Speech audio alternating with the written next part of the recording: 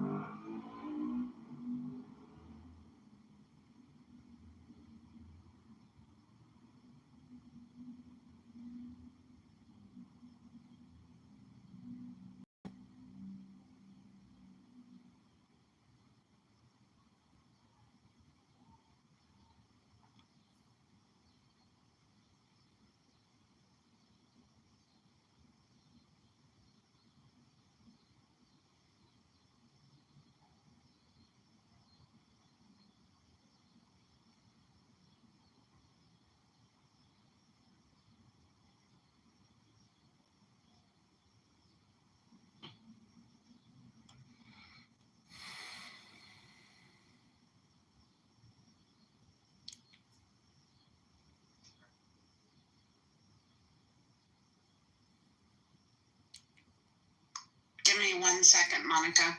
I'm putting kids to bed. Well, I don't mean for us to have radio silence. Y'all carry on the conversation, please. Asking someone another question. Yukima, do you have a question for someone? Anyone? No. Oh my god, I literally thought my phone wasn't working. I was like, what the fuck happened? Did you move my headset? Like, what happened? I was about to say we could have Mike sing karaoke. Did we hear everybody's favorite karaoke song? I don't know that we actually. We didn't hear all of them. No, we didn't hear a lot more. Keep going. Alright, mine would probably be either Carrie Underwood, Deeds, or Total Eclipse of the Heart. I like the second one. That's an interesting one.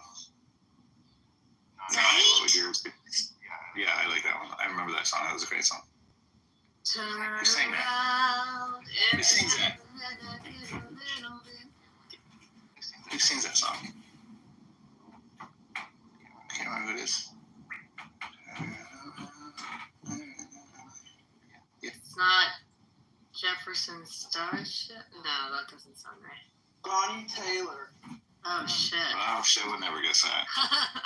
Tyler. Bonnie Tyler. Was that a one-hit wonder, or did she have other stuff, too? That sounds like a one-hit I wonder. think she had other shit. I think Bonnie Tyler was pretty legit. All right, Nye. What's your go-to karaoke song? Oh, that would be More Than Words. Remember that song, More Than Words? Oh, yeah. That was by, Eric Clapton?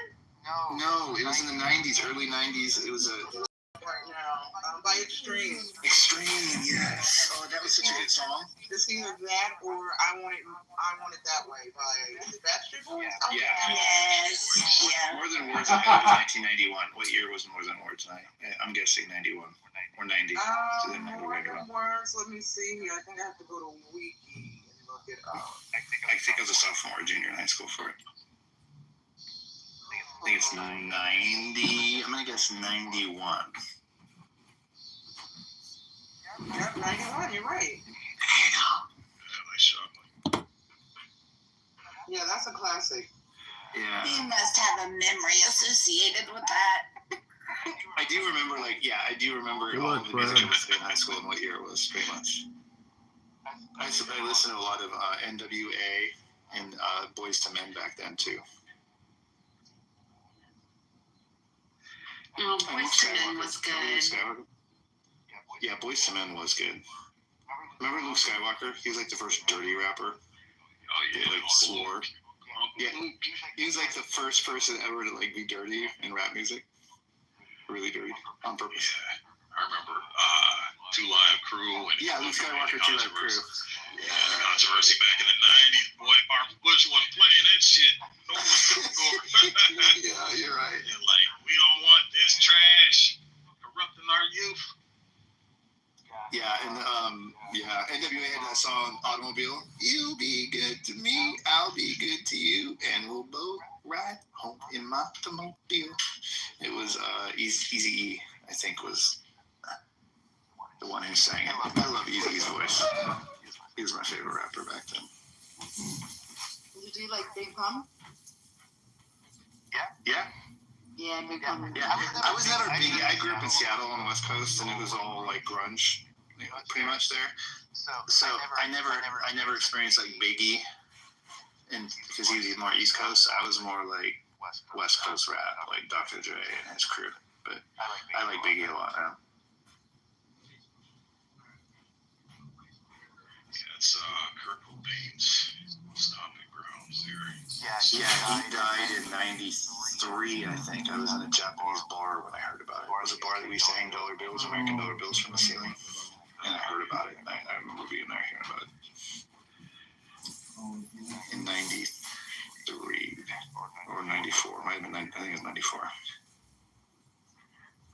Yeah, it was such a great fucking band. I was at Kurt Cobain. I think he had Dave Grohl in one of the Foo Fighters.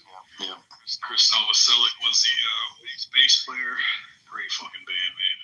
Back then, I was more like Alice in Chains and Soundgarden. Oh yeah, probably those are the two I really liked. And Screaming Trees were another one that I used to listen to. Sig, do you know the song Street Law by Pastor Troy?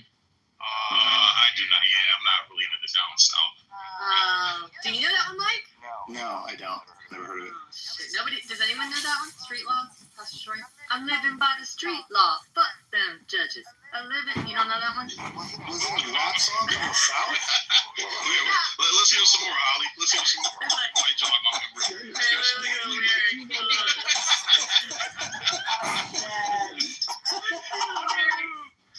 Somebody get Holly a contract, man. Let's see lyrics.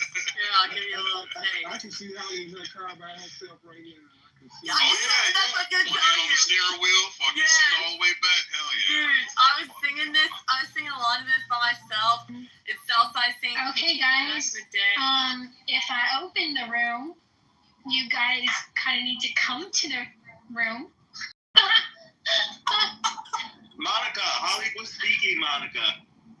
Hold on.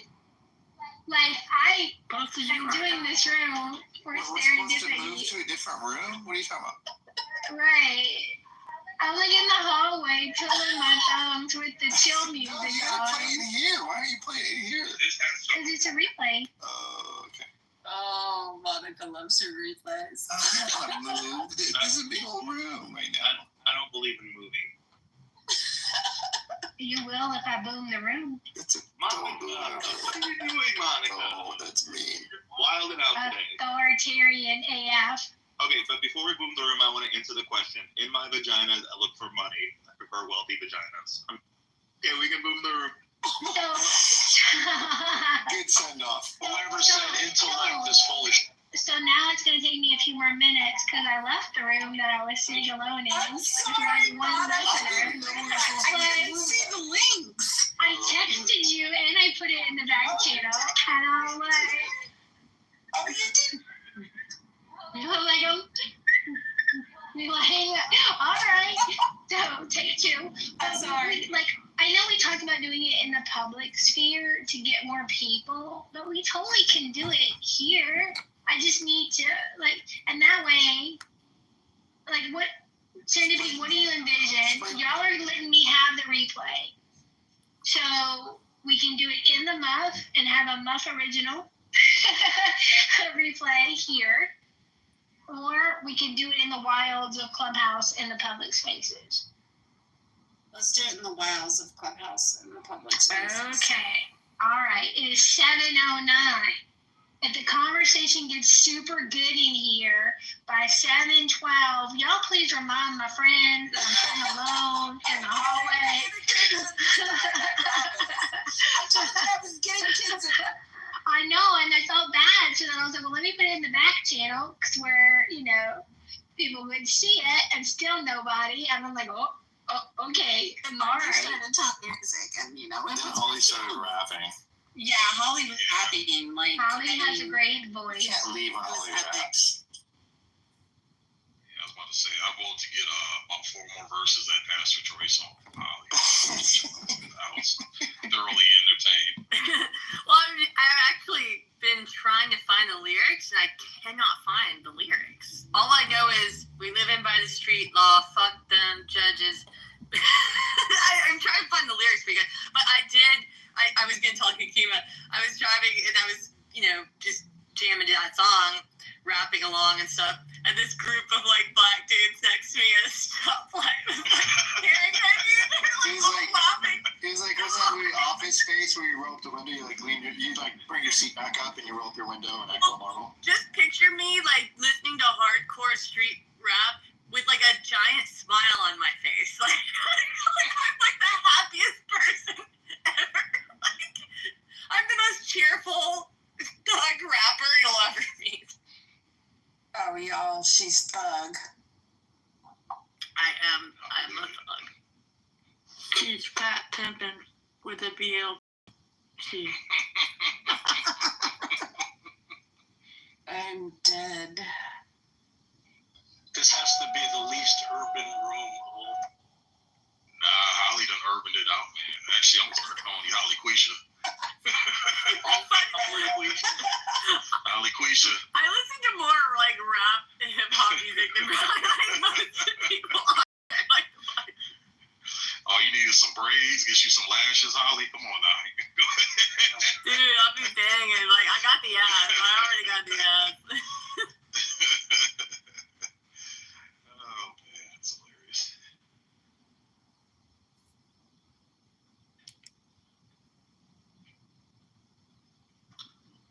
What's up, everyone? They just silenced the. What's wrong with you?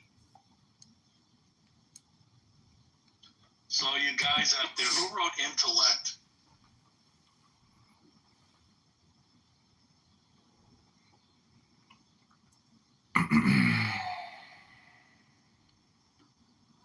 I did.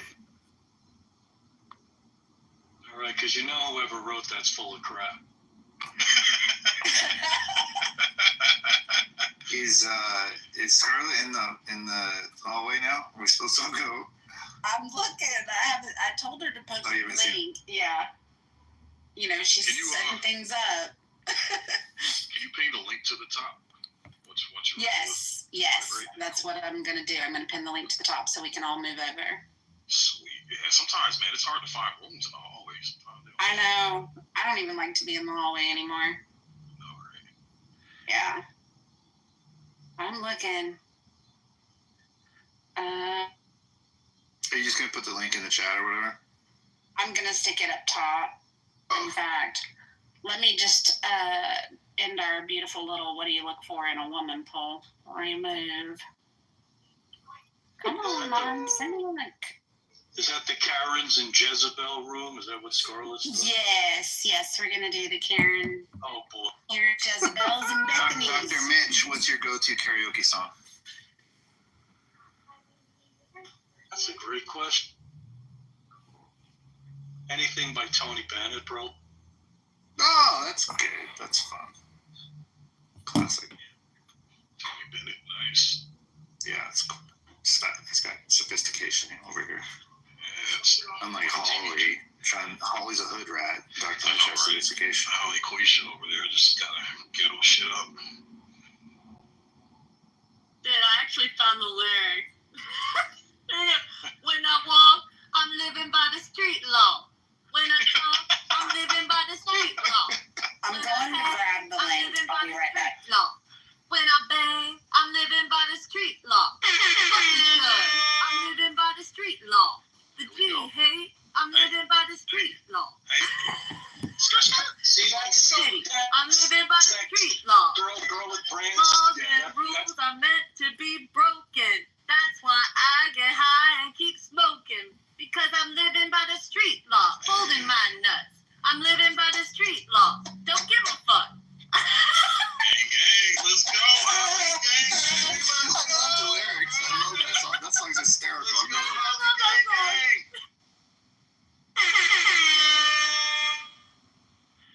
Good times. Good times. Somebody get Holly Quisha contract.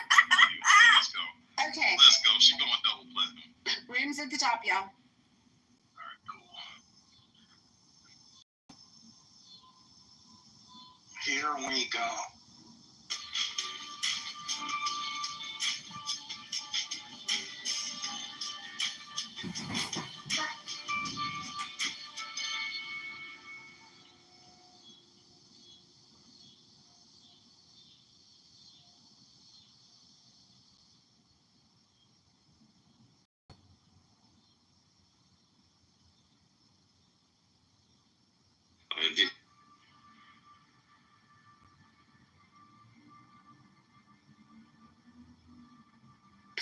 We also want Monica with the sweet little welcoming music.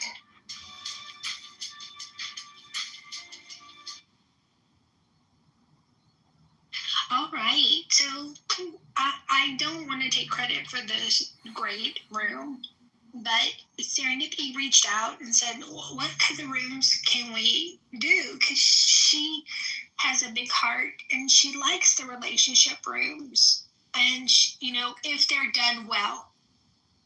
And so I said, yeah, well, relationship rooms are rarely done well on Clubhouse. And so we came up with the one for the guys that we're doing tomorrow, the father effect, the father room, talking about men and lifting up the good dads. And you don't have to be a great dad to be a good dad.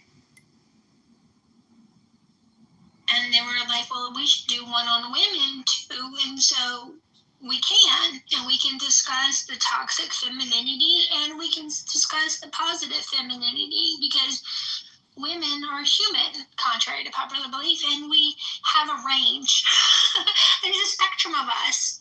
And, we can be Jezebels, we can be Karens, we can be Bethany's, we can be, and sometimes are all of them above at the same time. And then, of course, there's some of us that traffic in dysfunction. And I don't know, Serendipity, why don't I give you the mic and we'll see where we are. And MG should be coming to be mod too. Yes. I think we've actually got a few other mods coming. I'm sending the link, trying to get them in here right now. Hey, Scarlett. Oh, she's busy. Hey, it's Dr. Mitch. And she. So I know what a Karen and a Jezebel is. A Karen is kind of an entitled person, right? Maybe narcissist. Jezebel, more like a borderline. But what's a Bethany? I'm glad you asked that question, sir. And we will be elucidating that when I play this very short, because I found a YouTube short that explains it. Once we have our people assembled. But so I don't personally mind being called a Karen because I think there's a utility for Karen kind in our society.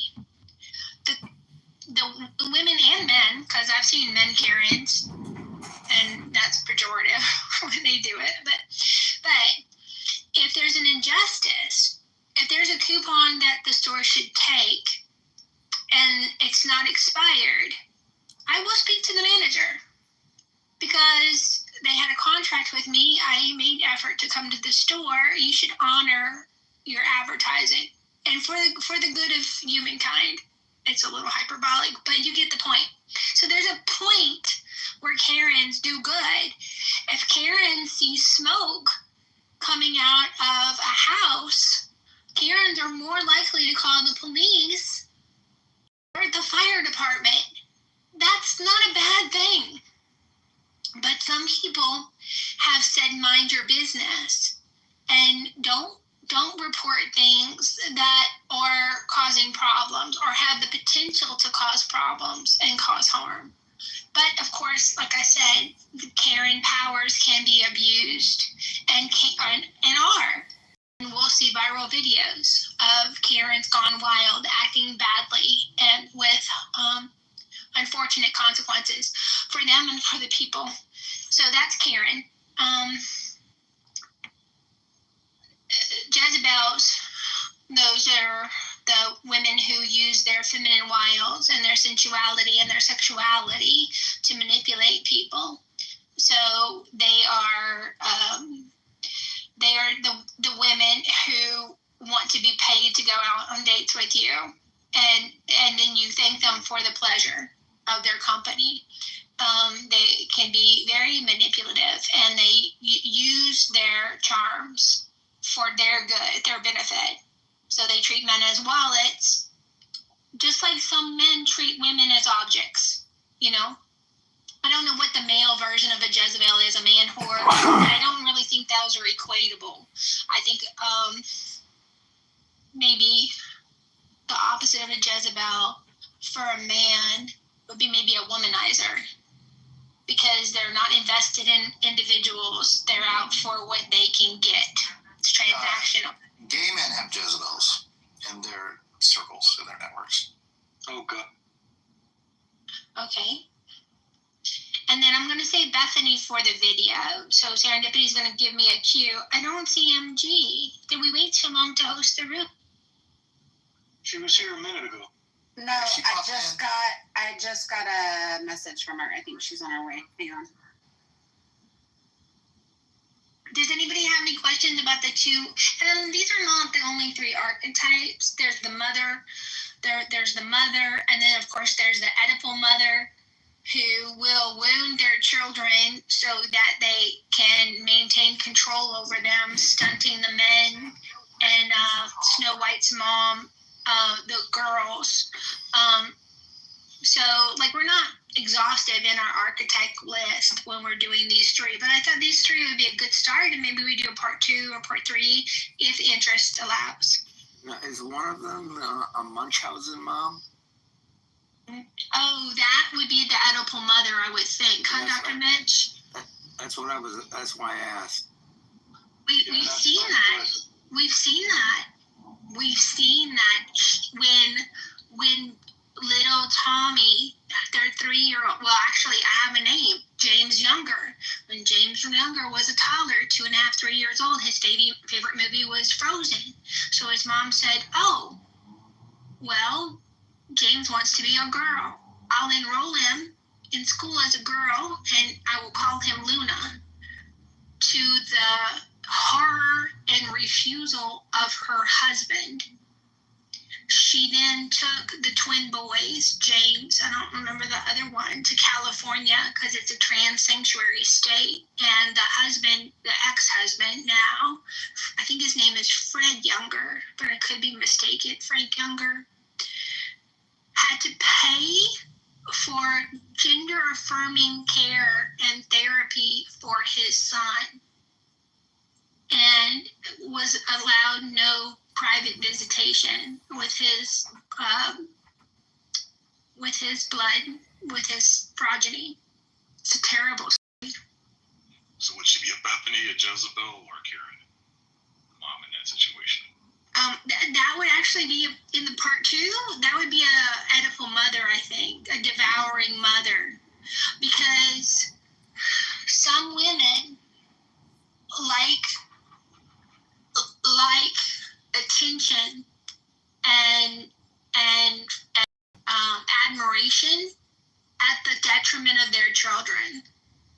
Look at me, how bold and beautiful and brave I am that I'm allowing my son or my daughter to go through gender care because I want to honor their feelings. It's quite nauseating. When Deborah So, the sex therapist and researcher, says 97% of the time, I believe, hey, MG, after the children, if left alone and they go through puberty and young adulthood, they either become homosexual or they get rid of the gender dysphoria completely. That's a staggering statistic. For me,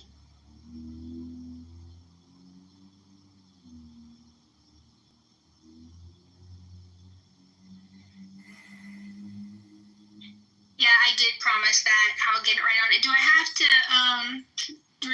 do that for everyone or just that one? No, just one. Because I just blocked. Okay, thanks.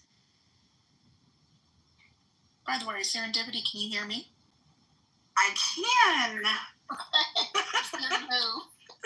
It's been a rough day on Clubhouse, y'all. So where are we at with the conversation?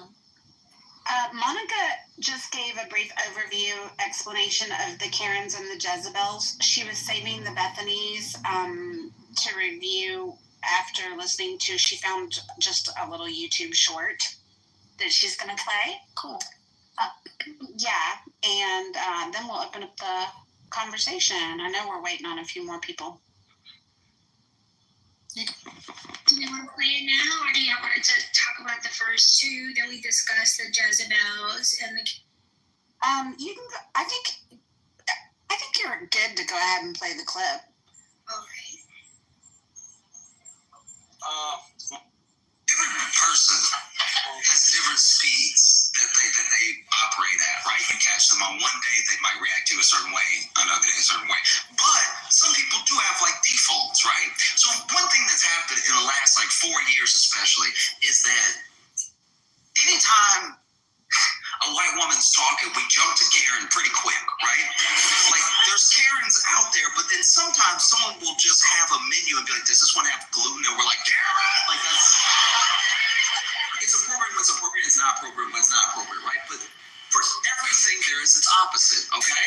And I think that for us, we do need to start talking about the complete opposite, because we all know this person. We all know the white woman who doesn't want to make a big deal out of anything.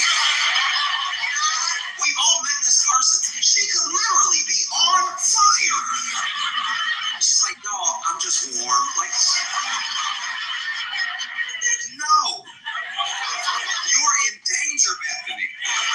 Let us help you. Yeah, man, like she could call you. She could call you in the middle of a robbery. She's at the bodega. It's getting robbed right now. And she call you being like, oh, no, I don't want to bother her. Just if you get around to dialing those 2 numbers, it would be really helpful. Every person. That's it. Short and sweet, huh? Isn't he charming? Like when I tell you, I want to share every skit he does, even the ones that mock Trump and Elon, even the ones that threw shots at Jillian Michaels. Like I don't even care because it's funny. So if it's funny, I can laugh at myself, and we should be able to. And it's healthy. It's healthy. So yeah, that's Josh Johnson. The link of that short is in the Jumbotron. I'm gonna change I'm gonna remove it in a couple minutes. So grab it while you can, because I think we want to do poll serendipity in here, or do we want to advertise in the? We do want to do a poll right now. Okay. I love comedians who like are able to like read the room and do jokes that aren't crossing the line too hard, to where it's to where it could really hurt somebody. I like comedians like that who just, stay on the fence with them.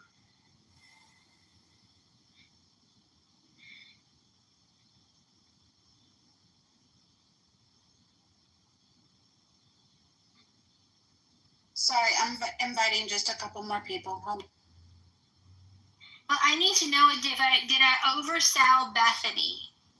Because I actually consider myself more Bethany than Karen. I would say Bethany sounds like the perfect wife. Shit. I was thinking my wife was Bethany, so I'm On, yeah, same here. Wait, whether she's on fire or not on fire, like. The fact that she doesn't make things about herself, if she's literally on fire, she says, "No, it's just a little warm in here." She's not trying to make it about her. She's just trying to minimize any type of adverse thing she's going through and not be a nuisance or a nag. She creates peace in the environment. Like she's kind of the center point of the peace. At the expense of her mental health. It's not healthy. Sometimes. But if you're just kind and quiet and peaceful. All right, so MG does not like Bethany. Good to know. MG, it depends if it comes naturally to them or not. If it doesn't, then that would be brutal for them. No, MG's right though. It's a that wasn't on my list. I did not think that would. I just think we all should, advocate for, yourself and speak up and not get walked over. Like that's not healthy. You should have boundaries. I mean, it's okay to say no. It's okay to say I'm not comfortable. Well, I mean, I think a Bethany can stand up and go crazy if you fuck with her kids or something that's deeply important to her. I didn't get that impression. Yeah, my Bethany would for sure. My Bethany would freak the fuck out if the kids were at risk, or to protect the kids or her family. But if we only have two choices, right? At this point, then the Karen is basically an extrovert and the Bethany is an introvert for the most part. If you're just going to break it down as simple as High Pockets. Oh, that's a good breakdown. Oh no, this is John Pockets. I don't know. This is my I Mojo can tend to account. have Bethany characteristics sometimes, though, and I wouldn't consider myself an introvert. I thought it was breakdown stuff. High Pockets. I thought it was breakdown stuff. That's right. You know the message. Ricky. Yeah, right. It's been a long time. Are you gonna be I've deep in the been, muffs tonight, Pockets? Exercising my Friday night clubhouse. I'm too exhausted. How are you guys? What's going on, Rick? Oh, what's the shit? Long time no see. I've been too tired. You want my Cash App? I'm saying. What's up, bro? Hey, is your wife a Bethany, a Karen, or a Jezebel? What's the other one? There it is. Oh yeah, Jezebel. It's Yeah. in the chat. Yeah. She's not a Jezebel. In the chat. She's very good like that. She, you know what I realized, and I can only say this here, but it's so true. I began about almost a year ago tracking some things, and what I tracked was there would be these times where we would be doing fine, everything was going fine, sex regularly, everything's going good, and then I'll say we'll be like joking about something, like literal joking. She's laughing, I'm laughing, and I'll say, you're crazy sometimes, and then she will blow up, lose her.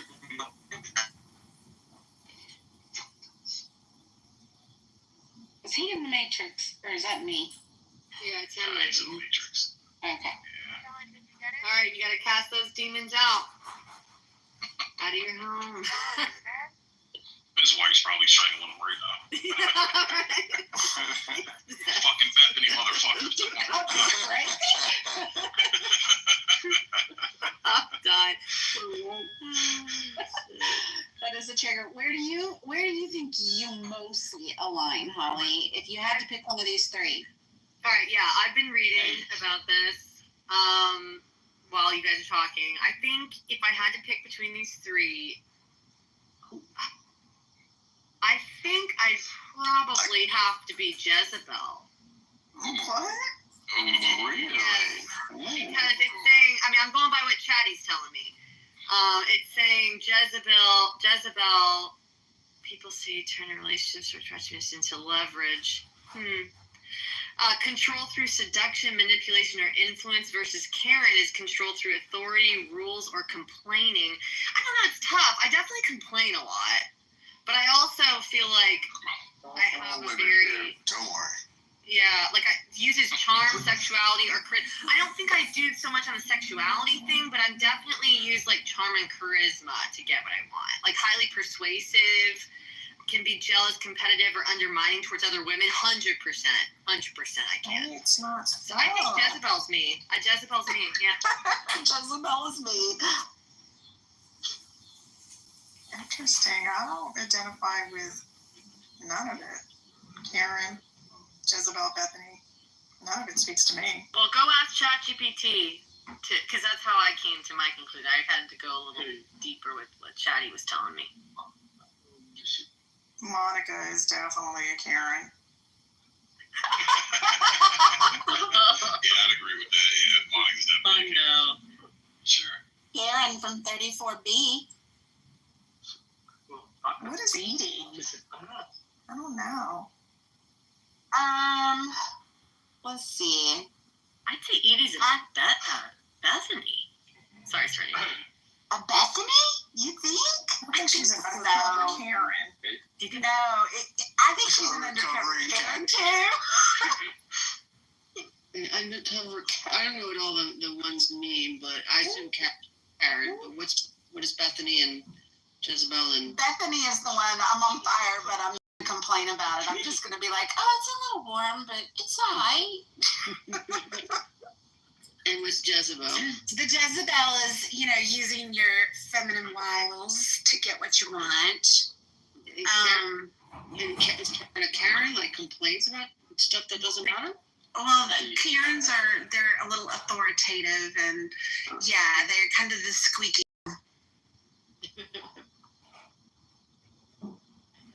I mean, I think we need more to be honest with you. So it says here, the shadow side of a Karen is entitlement, hypocrisy, and self-righteousness.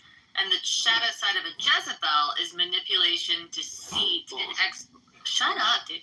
What the fuck? Shut the fuck. Deceit and exploitation. See that? Okay, I'm torn, because I might be more of a Karen. I don't know. I'm a Jezebel.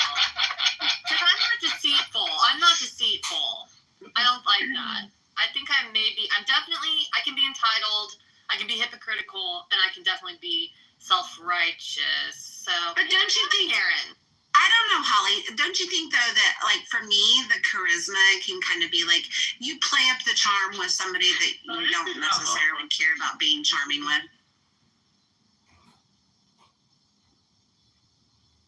Dude, you gotta kick this. Yeah, he's distracted. I know. I'm looking to move him down. I can't focus on what you say.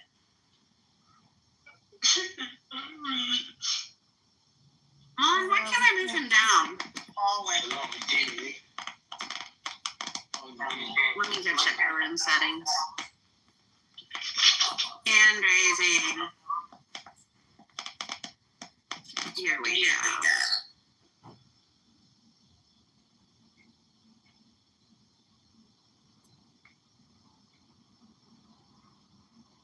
All right. Oh shit, ChatGPT saying, want me to make you a self-assessment quiz style checklist? Hell yeah, I do. Yes, let's do it.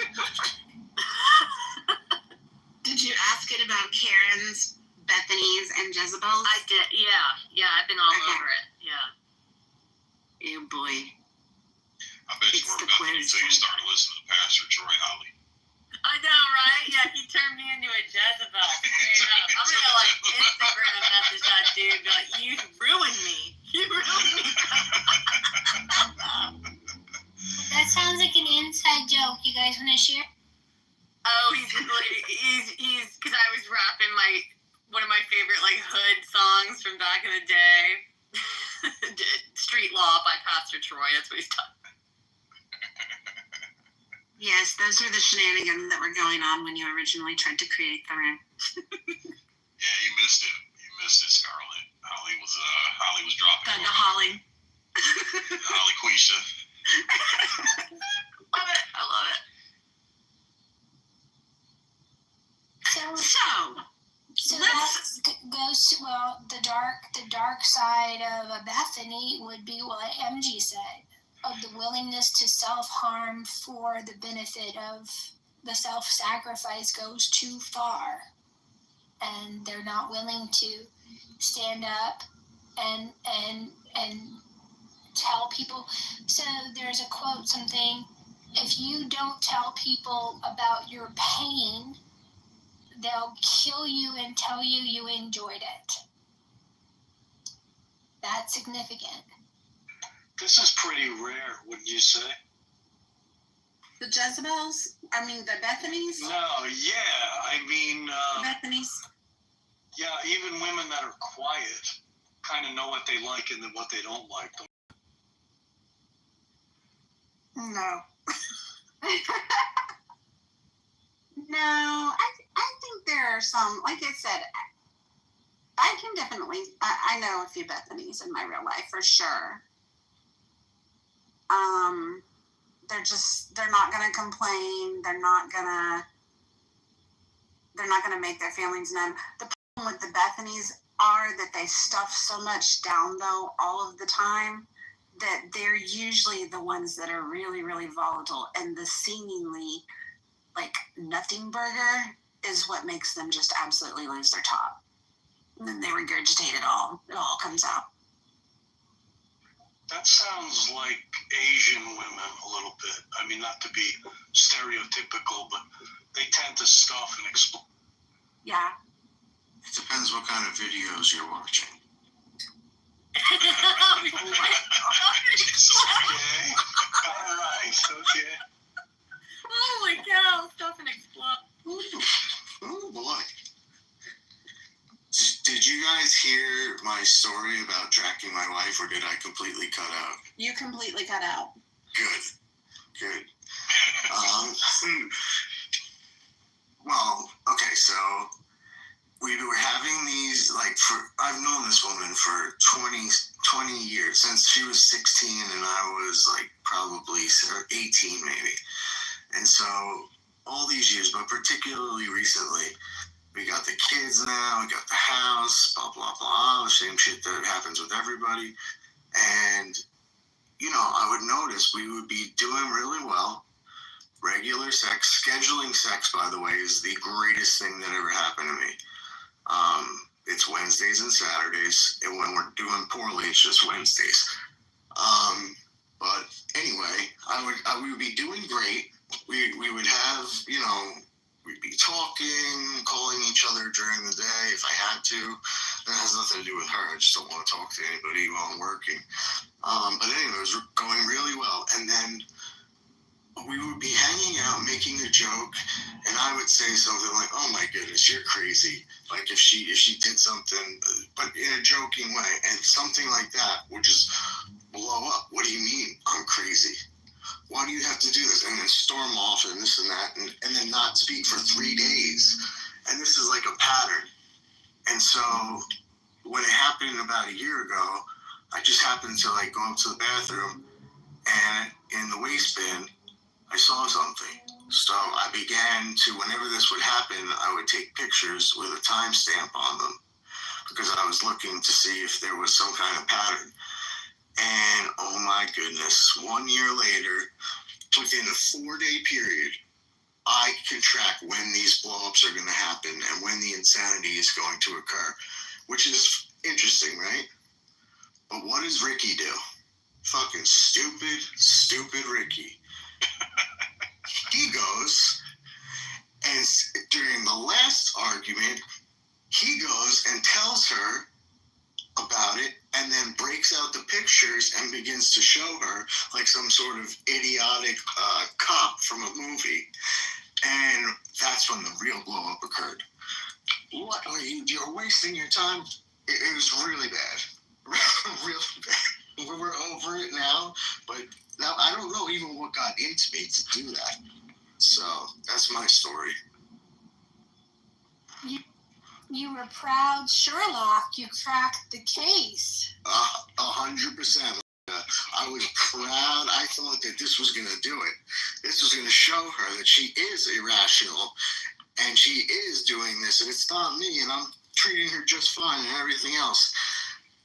You hit it on the head, Monica. Boy, was I wrong. Boy, was I wrong. Okay, so that brings me to my next question. There's a poll of the room. What archetype do you see most on the app? I have an interesting perspective on this. I think ladies are at narrowing down these archetypes on other ladies than men are. What say you?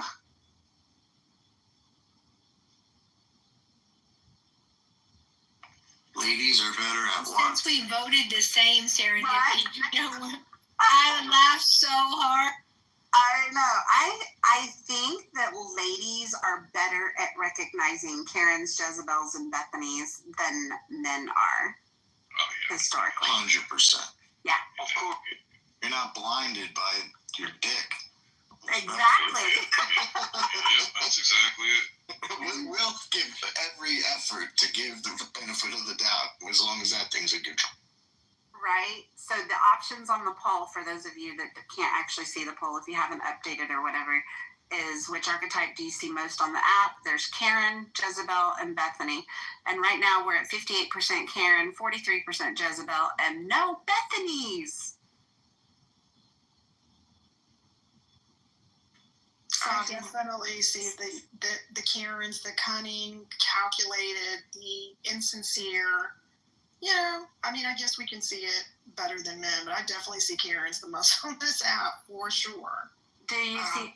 I see a lot of women that I don't think guys realize how manipulative women can be. And I see a lot of women, they kind of play into a man's natural proclivity to be a little bit protective, and they use those feminine wiles to, you know, oh, I'm just a sweet little innocent victim.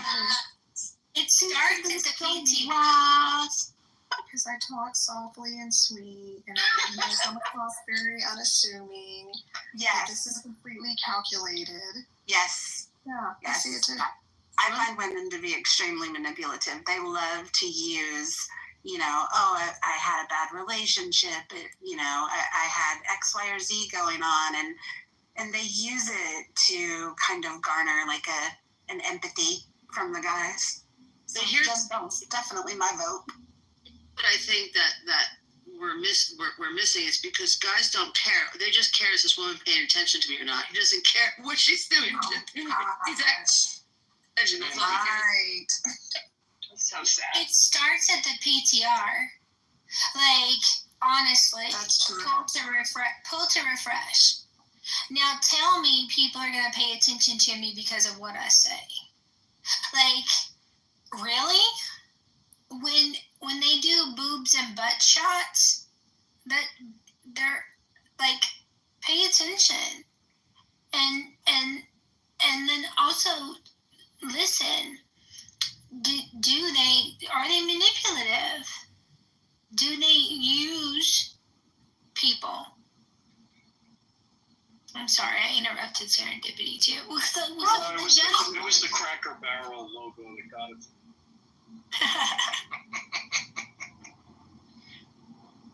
I don't know, guys. What do you think? I'm particularly interested to hear from the guys on this one. Yeah, I think we're simple creatures. Yeah.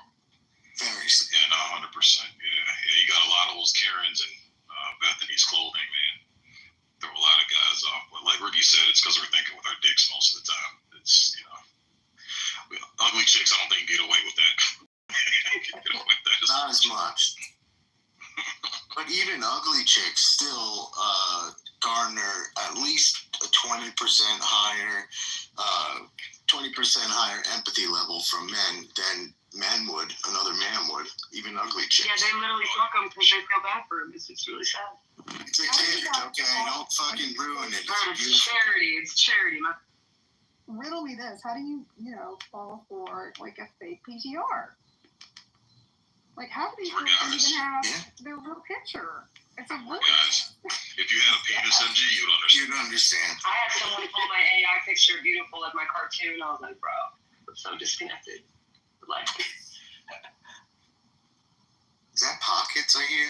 That is Pockets, the one and only. That's- let's stop Dr. Responsible. I haven't heard your chaos before. Oh, how dare it? I missed it, man. Dear. Yeah, I wish I had time. We had so much good chaos in the past. We were Bethany's, bro. We were full on Bethany's. No. Rooms would be on fire. There would be on fire. The rooms would be chaos. We'd just be sitting there, bro. Like, yeah, we did this shit. This is a win. We were Bethany's. Well, some of Dr. Responsible's chaos And to me, what a Bethany is. was fun for him and less fun for me. It was very fun for me. Can someone explain to me what is a Bethany? Yes, Adrian. A Bethany would be the self-deprecating, woman who, I'm on fire, but I'm not going to really complain about it. I'm just going to say, maybe it's a little warm in here. Or I think the example Monica used earlier was, somebody's breaking into your house in the middle of the night, and you pick up the phone and you call your friend and you're like, well, never mind. I mean, I don't really want to bother you. I'll just talk to you later. I'll deal with it. That's your Bethany. Is there enough people here that are interested in the Josh Johnson skit? Because it's not very long. Yeah, play it again, Mark. Serendipity. Yeah, absolutely. I'm a Bethany, dude. That sucks. I don't think I've ever met a woman like that in my life. Person has different speeds that they operate at, right? You catch them on one day, they might react to a certain way, another day a certain way. But some people do have like defaults, right? So one thing that's happened in the last 4 years especially is that anytime a white woman's talking, we jump to Karen pretty quick, right? Like, there's Karens out there, but then sometimes someone will just have a menu and be like, does this one have gluten? And we're like, Karen! Like, that's... It's appropriate when it's appropriate, it's not appropriate when it's not appropriate, right? But for everything, there is its opposite, okay? And I think that for us, we do need to start talking about the complete opposite, because we all know this person. We all know the white woman who doesn't want to make a big deal out of anything. We've all met this person. She could literally be on fire. And she's like, y'all, I'm just warm. Like, no. You are in danger, Bethany. Let us help you.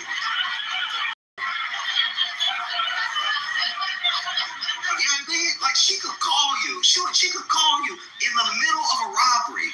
She's at the bodega. It's getting robbed right now, and she calling you, being like, "Oh no, I don't want to bother her. Just if you get around to dialing those 3 numbers, it would be really helpful."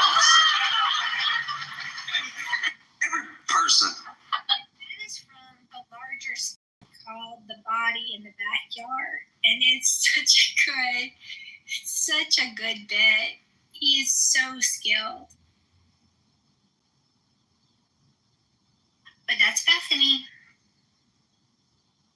I think us Bethany's, my bad.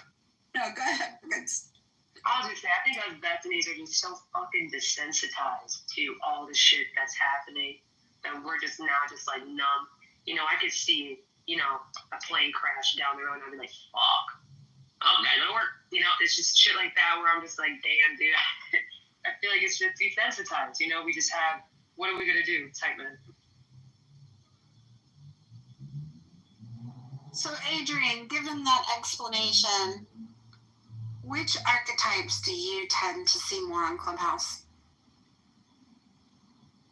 The Karens, the Jezebels, or the Bethany's?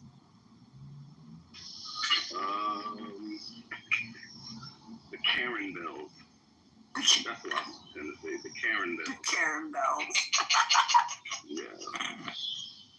That's what I tend to see. Just a mixture of both. Not so much the Bethany. One thing that we haven't unpacked is how we as women can be victims of the Karens, Jezebels, and Bethany's. Like, they play on men's talk, but they play, on us too. Mm-hmm. Right? Yeah, for sure. So, especially on this app. I think it's just widespread.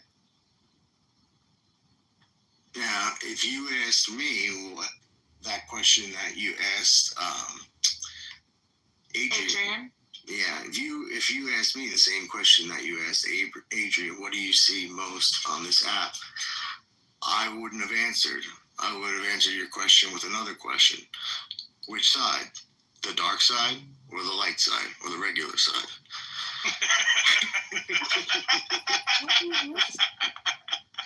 Oh man, here we go. Open that can of worms. I didn't know if we were just going to do gender, if we were going to do race. I got some stuff to say now.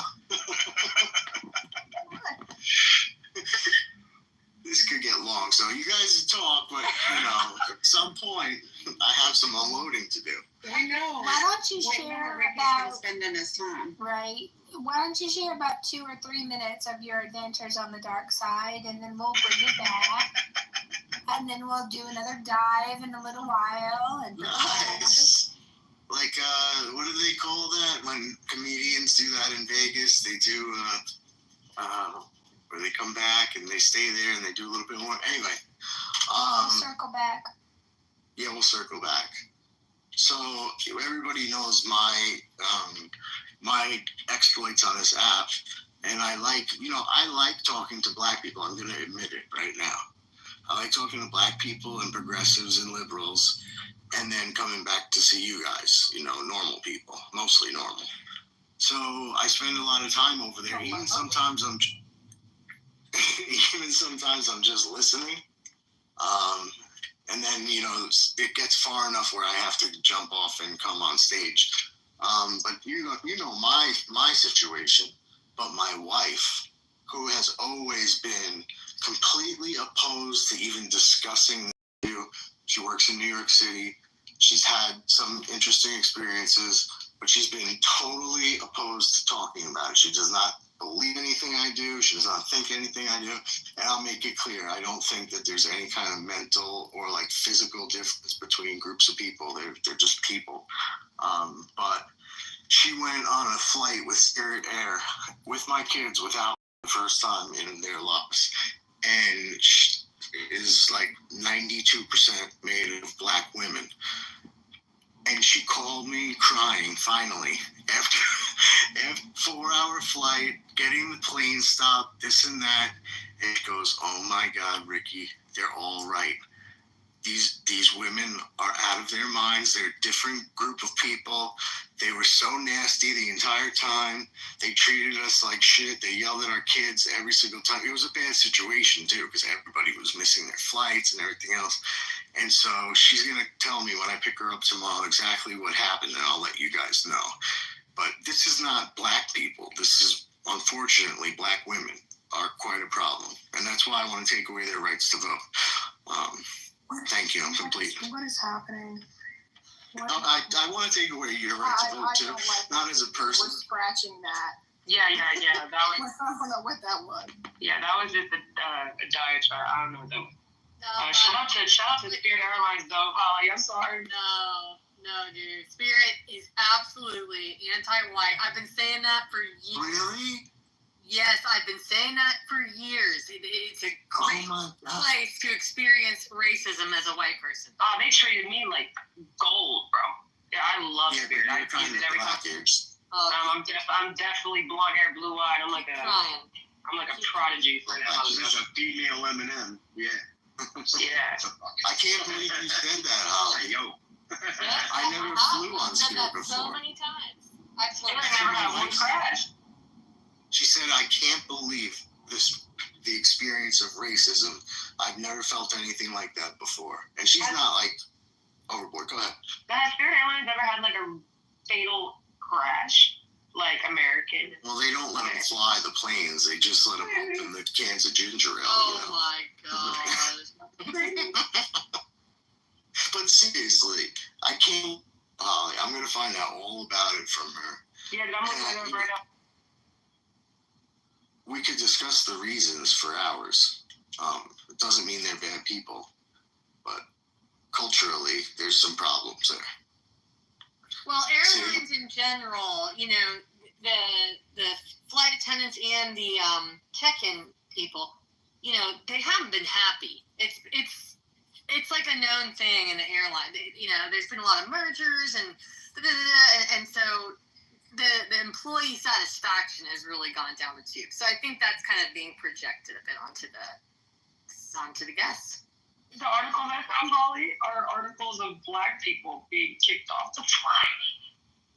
You're searching right now. You should look. I wanted to. I see articles of 7 African Americans were kicked off of Spirit Airlines because of some dude that was talking some shit. So they talked some shit back, and those people got kicked.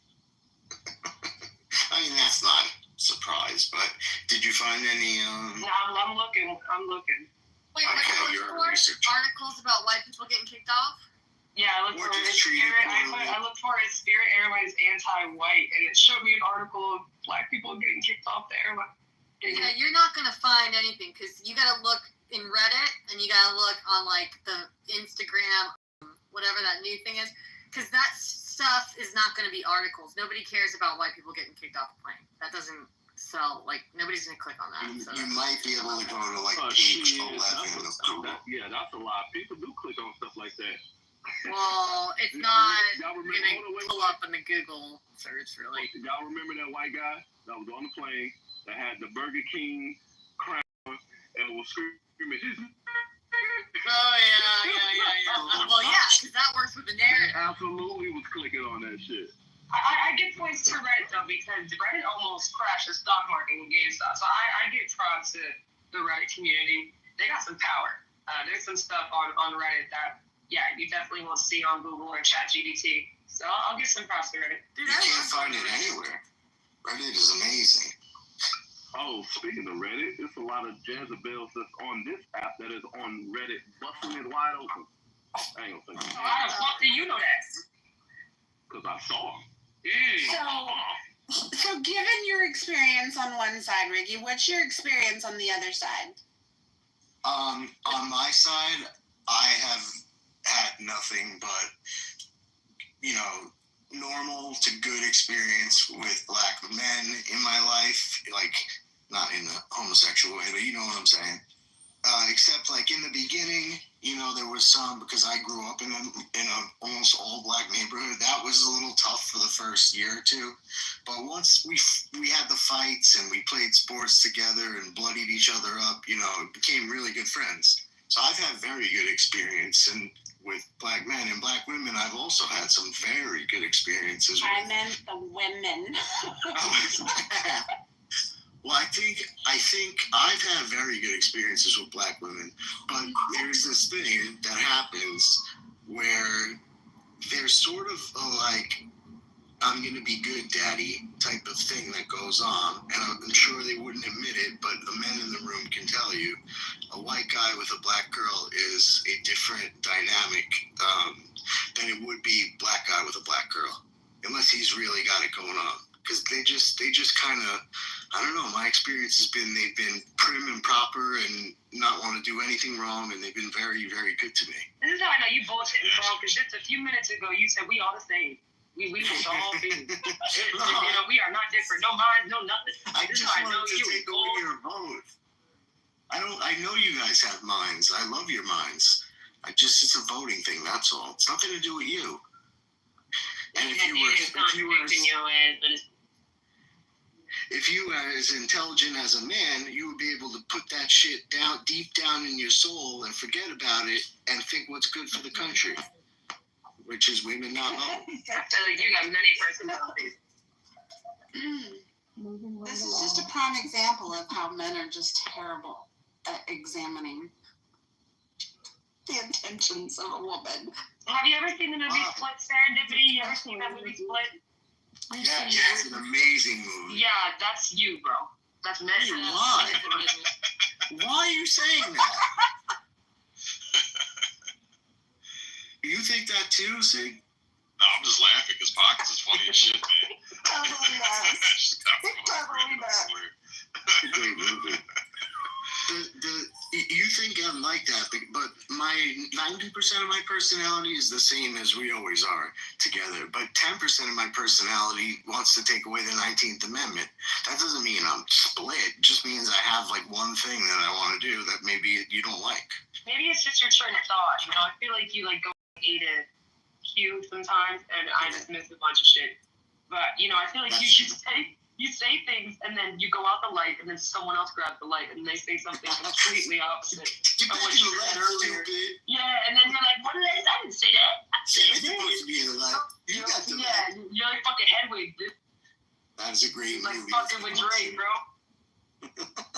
If you've seen the movie Split, it is one of the best acting performances I've ever seen, and it's a fantastic movie. But it's a trilogy, though. You got to see Unbreakable, and then Split, and then Glass, which is it's hard. Ooh, I didn't see Glass. Yeah, Unbreakable is, you know, the entire train wreck, and with Split, his father was the one who died on that train wreck. James McAvoy, that's his name. His father died on that train wreck in Unbreakable. He was one of the victims. They're all connected, bro. With what's his name, bro? The one in the wheelchair. Samuel L. Jackson. Yes, I'm so sorry, Samuel L. Jackson.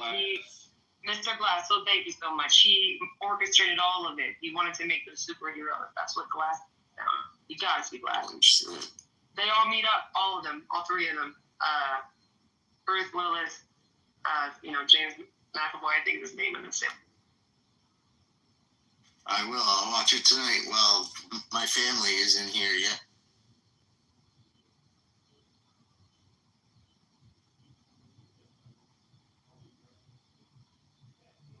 But when it comes to like Karens, oh, I'm sorry. No, go ahead, Buckets. I was gonna say, when it comes to like Karens, aren't there like different spectrums of Karens? Like, I feel like there's Karens who really call that manager and get shit done. And there's Karens that are just like, you're walking your dog, you're a threat to my life. I feel like there's like all a different spectrum with the Karen cult. Do you? What about on Clubhouse? Do you see a lot of Karens on Clubhouse? I see pick-me's on Clubhouse. I see pick-me Karens on Clubhouse. Where they're like saying shit to be like, I'm for it. You know what I mean? Yeah. And they're not. I see a lot of those too. I used to be that girl. I used to. Is that baby Monica? Hey, baby Monica. Yeah, blame me. Oh my Some of these little babies. I saw a baby marketing campaign. Everything that I do. Baby Monica. I saw a news article about these babies today. I had that mindset, and you know, I don't know. It made me even more ignorant to the truth of what's really going on. But yeah, did you say that I fixed you as a doctor? Absolutely not. No, you were part of my worst experience on Clubhouse. Truth is painful. No, you and those extreme conservatives, man, fucked me up, dude. Like, you guys just ignore all history, bro, all the time. Like, you guys just say that didn't happen. We the best. Like, it's freedom over here. Yeah, like y'all just. Some, you know, are I think all radical political sides are delusional. Every single one is like an extremist of each side. And you want. I'm not one of them. You are one of them. I don't believe that history didn't happen. I talk about it all the time. It happened. It affects people. There's post-traumatic slave syndrome, possibly, and it affects people. You got to delineate between your radicals. Okay. Right. But I get what you're saying. Yeah. I don't know. I just think you guys have to be careful because, you know, I've seen some guys behave in some pretty radically egregious ways towards each other. But the most devious people that I have seen on this app, the most dangerous people that I have seen on the app have been the females. 100%. And they get away with it because they're female, because they're unassuming and sweet and soft-spoken, and they have a pretty PTR. And, you know, I mean, I've seen a female go to the extreme of creating a burner account in another guy's name to make fake background messages to implicate him in some egregious behavior that was completely untrue. Inappropriate sexual advances. Yeah. For sure. I believe it 100%. The one she's talking about, like, those ones she's talking about be doing shit like constantly disrespecting men, interrupting men, and all of this and that, to the point where it will cause him to call her bitch. Ooh, Pocket sent us $25. And then you see another one that's just like her come off the mic. Hey, don't call her a bitch. Wait, hold the fuck up. Where the fuck was you at when she was disrespecting me? You didn't say a fucking word. But now you want to say a fucking word when I come off the mic and defend myself? Yeah, fuck you and her. But you know what, Adrian? You and her. Wake that shit up, Adrian. Wake it up. But you know what, Adrian? The thing of it is, there are those for sure. But the ones that are particularly dangerous are the ones that are never going to get in your face about that. They're going to have more of that pick-me attitude. They're going to be the ones that are rah and cheerleading for you to your face. And behind your back, they're going to be doing the most devious shit. Like, that's what I'm talking about. The ones I'm talking about, they're not going to get in your face. They're not going to be aggressive and assertive with you. They're going to be the unassuming ones. The ones who are always, cheering you on. Fight the good fight. And it's the very unassuming ones. Those are the people that have been the most dangerous, I feel like, on this app. It reminds me of high school girl, like when those, because I was bullied, bro, like so bad in high school. And that's why on this app, I'm just like, I'm done with fighting people. But girls are nasty, dude. Like, these girls would come to my house, try to, mess with my brother. One girl set my closet on fire, right, and blamed it on me. And we had, like, women are just so nasty, and investigators don't find anything, bro. These women are finding shit, and it's scary what women are capable of, especially when it comes to disrespecting men and thinking that it's okay to do it just because you're a girl. Like, I will never call a man a bitch, a hoe. I'll never try to hit a man. I feel like those things are becoming so popular, and it's just becoming sick. Like, women are literally getting killed because they're trying to be, this, I don't know. It's I don't know. It's crazy, but. When I said earlier, I see a mixture of Karen bells. What I meant by that is those women that whore themselves out for all the attention and shit, for any amount of attention on this app, and then complain about the attention that they get. The Karen bells.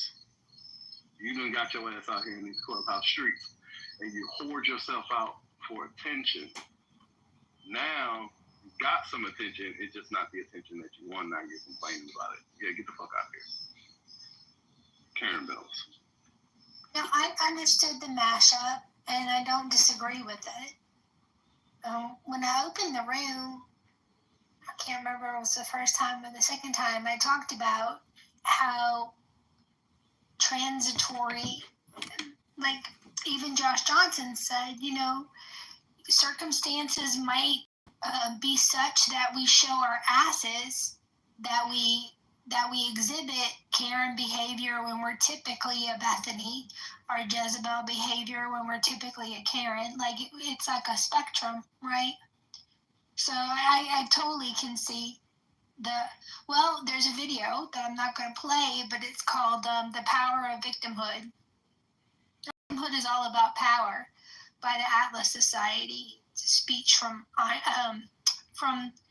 the foundation that likes Ayn Rand, the libertarian, and it's very good. I'm going to put it in the chat.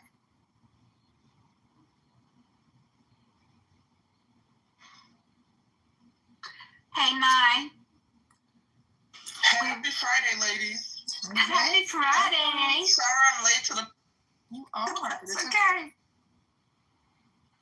We just been discussing the Karens, the Jezebels, and the Bethanies. Of Clubhouse, no less. So what inspired this topic? So many thoughts. I don't know. It's just a topic that Sarah, Dick, and I were talking about because, just the drama that we've seen in the hallways. And we just felt like we need to kind of unpack it. Yeah. So how does one protect oneself from a Karen, a Jezebel, or a Bethany? I think the Jezebels are the most dangerous. I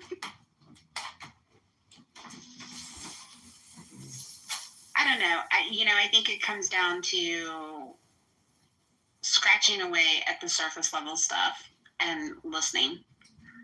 If you listen to what they say, oftentimes they will reveal themselves.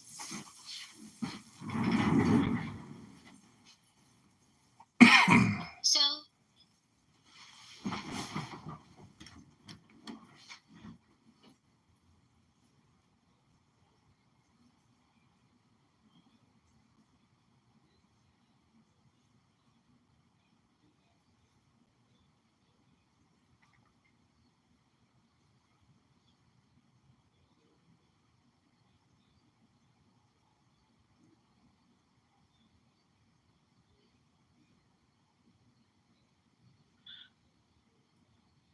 Hello, my name is George Dean here. Welcome to Politics on the Prairie. We have a great guest today, congressional candidate John Kitover. How are you doing today, John? George, I'm doing great. How are you doing?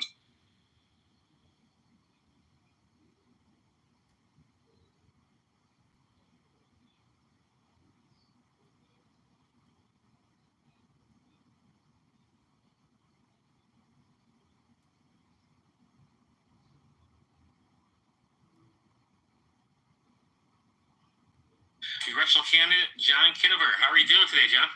George, I'm doing great. How are you doing today? I'm doing real good, too. I see you got the whole campaign headquarters going there. I do. I've got a lot of phones set up. I've got a lot of YouTubes going, Instagrams, X accounts, Clubhouse. I try to do a lot of mass communication for the campaign at home. I saw that. That's how you got on my radar, was all social media. You're probably way better connected in that aspect than your opponent, Tell the Hood. Why don't you tell us a little bit about yourself? Sure. I live in Chicago, 42 years old, and I'm a graduate of the Citadel in Charleston, South Carolina, which is a military college. I was commissioned as a second lieutenant in the U.S. Army National Guard, served from 2002 to 2006. And then I've worked in digital marketing, media buying. It shows. Advertising technology for the past 20 years, 15 years, and I've worked in the government at the Treasury Department and the Department of Commerce, working in real estate operations, leasing, project management. And I launched this campaign to run for Congress a couple months ago. We've raised about $600, mostly through social audio, through an app called Clubhouse, which is similar to X Spaces. It's basically a Zoom conference call. It's all audio. And I'm trying to defeat Darren LaHood, who I view as being a negative Republican who's created $20 trillion in debt in 10 years. So I'm fighting. Yeah. Oh, go ahead. No, go ahead. I'm saying I'm fighting for the people of the district in 16th district in Illinois, for the whole state of Illinois, and for MAGA and the Republicans all around the United States who believe that our government is borrowing and spending way too much money, and we have to cut the spending. That's a pretty big order, because he's going to have the Illinois GOP behind him. He'll have some federal law stuff behind him. He's going to have money to spend. Right now, you're at about $600. What's your strategy to counteract that? It's by having conversations with you in open, frank, transparent manners. It's grassroots, and unfortunately, the algorithm doesn't favor me. It literally create as much content as you can, connect with as many people as you can, and really getting on the ground in Rockford and Peoria. The number one goal of this campaign right now is to get 1,000 signatures on our petitions. Sure. So I'm pretty confident over the next 3 weeks on Fridays and Saturdays in Rockford and in Peoria, we'll be able to get the number of signatures to get on the ballot in March. Don't forget to hit the metro stations in your district. Those are great places to harvest the voters from. Let's go back to LaHood real quick. You call him a rhino, which has become almost cliche at this point. Everyone's a rhino is running against someone else. When we look at him, though, his voting record isn't. You guys see eye to eye on some stuff. What is it you're not seeing eye to eye on with him that caused you to run here? Really, it was his COVID-19 response. If you do a cross comparison between open secrets and all the HR acts that he has voted on, it's not a 10% or an 80% correlation. It is 100% correlation between all open secrets donors and all HR acts. So there's 100% correlation between HR acts and lobbyists who are essentially paying him to vote for all these funding measures. And it started with the HEROES Act and the CARES Act. The amazing thing about Grok on X is you can use it to go through all the HR acts and identify by the largest acts and whether LaHood voted on it, and then who the Fortune 500 corporations are that receive the most amount of money through those acts. And there's 100% correlation in open secrets with all his donors. He has over $12 million or over $10 million in his campaign account. And so in my opinion, he's running a skimming operation. And this is what a lot of Congress people are doing. They have 10 to 20 to 30 million in their checking account, all given by lobbyists. So that is primarily the reason why I want to wake people up in the 16th district, saying, hey, he has created $20 trillion in debt plus $5 trillion a year over 10 years. He's responsible for spending $70 trillion. What have the people in Illinois District 16 really gotten from LaHood for all those trillions of dollars? He likes to say it's all about jobs at Caterpillar, etc. So, in my opinion, he's wasting the money. We have to stop borrowing and spending, and that's why I'm running against Aaron LaHood in the 16th district. And in deference to your campaign too, some of those jobs he talks about didn't really appear. You look at what happened with Stellantis; the only guy wound up with a fraction of those jobs coming back. So it might be good to have someone holding his feet to the fire. It goes to show you that it is very difficult to create a successful business. I've launched many different businesses, and you can borrow from the taxpayers and create these businesses that go out of business, like Fisker and the electric buses that gave us. So it's super hard to create a business, and when a government creates a business by borrowing and taxing, that's not the bedrock or the cornerstone for building a good business. They're set up to fail, and it puts all the debt on future taxpayers. So it's that's not an unfair bargain. No. What did you do in the Army? You're in the Army National Guard. What did you do there? I know you're an officer, so it's a little different. I'm not looking for. Sure. So I can tell you, I went to the Citadel, which is a prestigious military school in Charleston, South Carolina. And while I was there, 9/11 happened. So I joined the Army National Guard in what they call the simultaneous membership program. So I started out as a PFC, then a specialist, then a sergeant in the infantry. And so I went to Fort Benning, Georgia, practiced warfighting for 4 months in the forests of Georgia, graduated college, got commissioned in intelligence, and I worked in translations, interrogations. The Army is Army work. That's digging trenches, fighting, and being in cities. I didn't deploy to Afghanistan or Iraq. I was all around the United States. And then I started working in digital communications. I think from a forensic accounting standpoint, let alone just AI and the queries that I have put into Grok, if you go to my X account, it's John Kitover, Illinois, that's IL.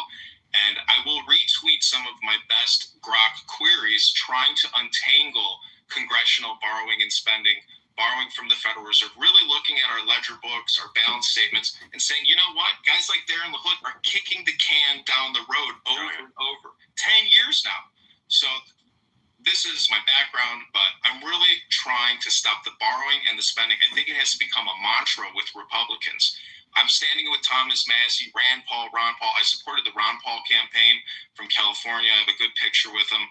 And I just believe that we are digging a hole. We have to stop digging this hole of debt and borrowing and spending from the Federal Reserve. We have to cut Medicare, Medicaid. We have to cut the NDAA.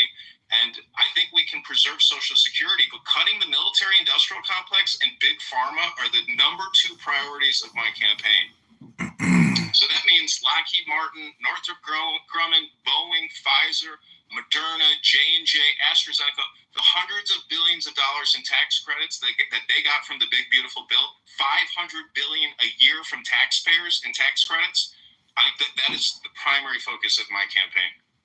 You segued exactly where I wanted to go. I was just going to ask you about the big, beautiful bill. That was a huge expansion of spending. So I think you pretty much told us where you stand on that. You weren't exactly pro big, beautiful bill then. We can kill the 2 biggest problems in our society, which is the military-industrial complex and big pharma. We have to cut the Medicare and Medicaid by probably $1 billion to $2 billion a year, and the National Defense Authorization Act by about $200 to $400 billion a year. We'll be able to start paying down the debt. We can lower taxes, and we can stop funding big pharma, which is poisoning us, and the military-industrial complex, which is taxing us and doing military policing around the world. And Darren LaHood has kicked the can and funded this for 10 years. He's been a congressman in the 16th district, and I think the connecting district before redistricting. But he is a can kicker. I'm going to crush his can, and I'm going to recycle it for the American people and for the people in the state of Illinois. let's talk about vaccinations. I'm not real clear on where you are on vaccinations as far as if it's just a COVID vaccine or if what's your stand on other vaccines? Let me just start with COVID-19 and that vaccine response. The HEROES Act in March of 2020 was the first $1 trillion tranche or omnibus bill that Darren LaHood voted for. And that is the start of it. That's when Pfizer was able to print up 30 billion cocktails. A lot of these vaccines were manufactured in India because it was a patent and it was mass produced around the world. Yeah. That's not variable medicine. That's giving one solution to everybody for a problem that Dr. Fauci and Bill Gates and the World Health Organization cooked up in Wuhan, China. So to just immediately go to the 72 vaccine schedule that young people have to take, we're living in a vaccine industrial complex. It's not a vaccine diet. This is not acute targeted medicine. This isn't variable. This morning on X, we went through MAHA and the February 18-page PDF that was put out by Secretary Kennedy and the NIH.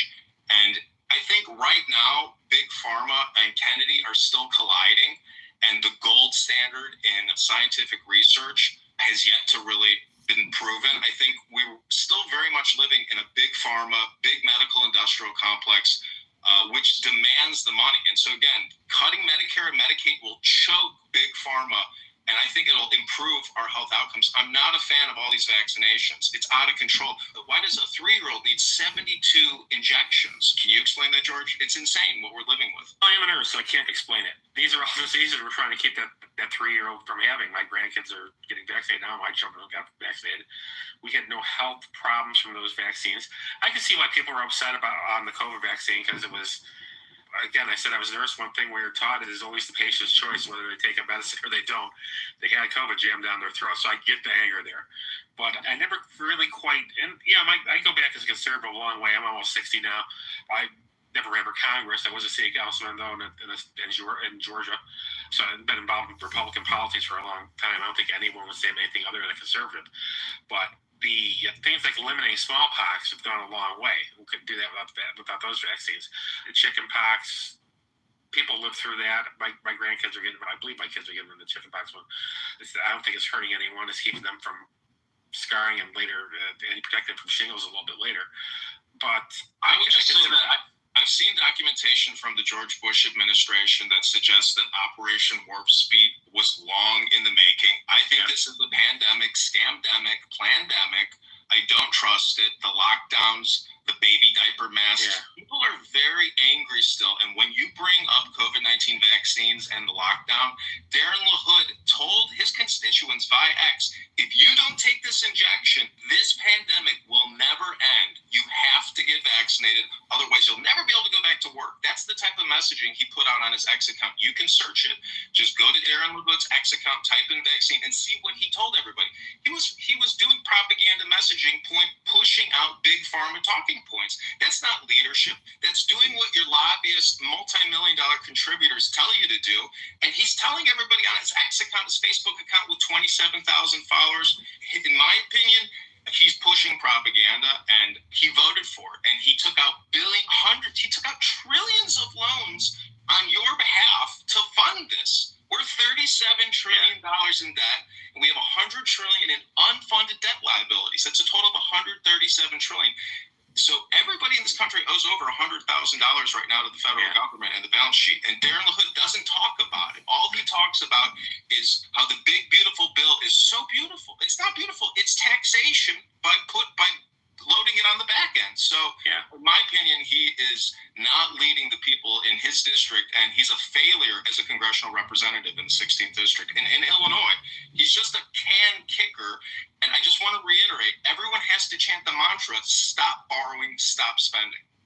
And that is good to hear Kayla say, because we go back into what some people call the bipartisan combine. Everyone's just taxing and spending. There really has not been a responsible financial party for a very long time. And it's good to hear people coming up through the ranks and running for office saying, yeah, we got this, because it's not sustainable. You're absolutely right on that. I'm curious too, you went right for a congressional seat. Generally people coming up through the ranks will say, oh, you're going to start a city council, you'll start at the county board, you'll start at the township level. You went right for Congress.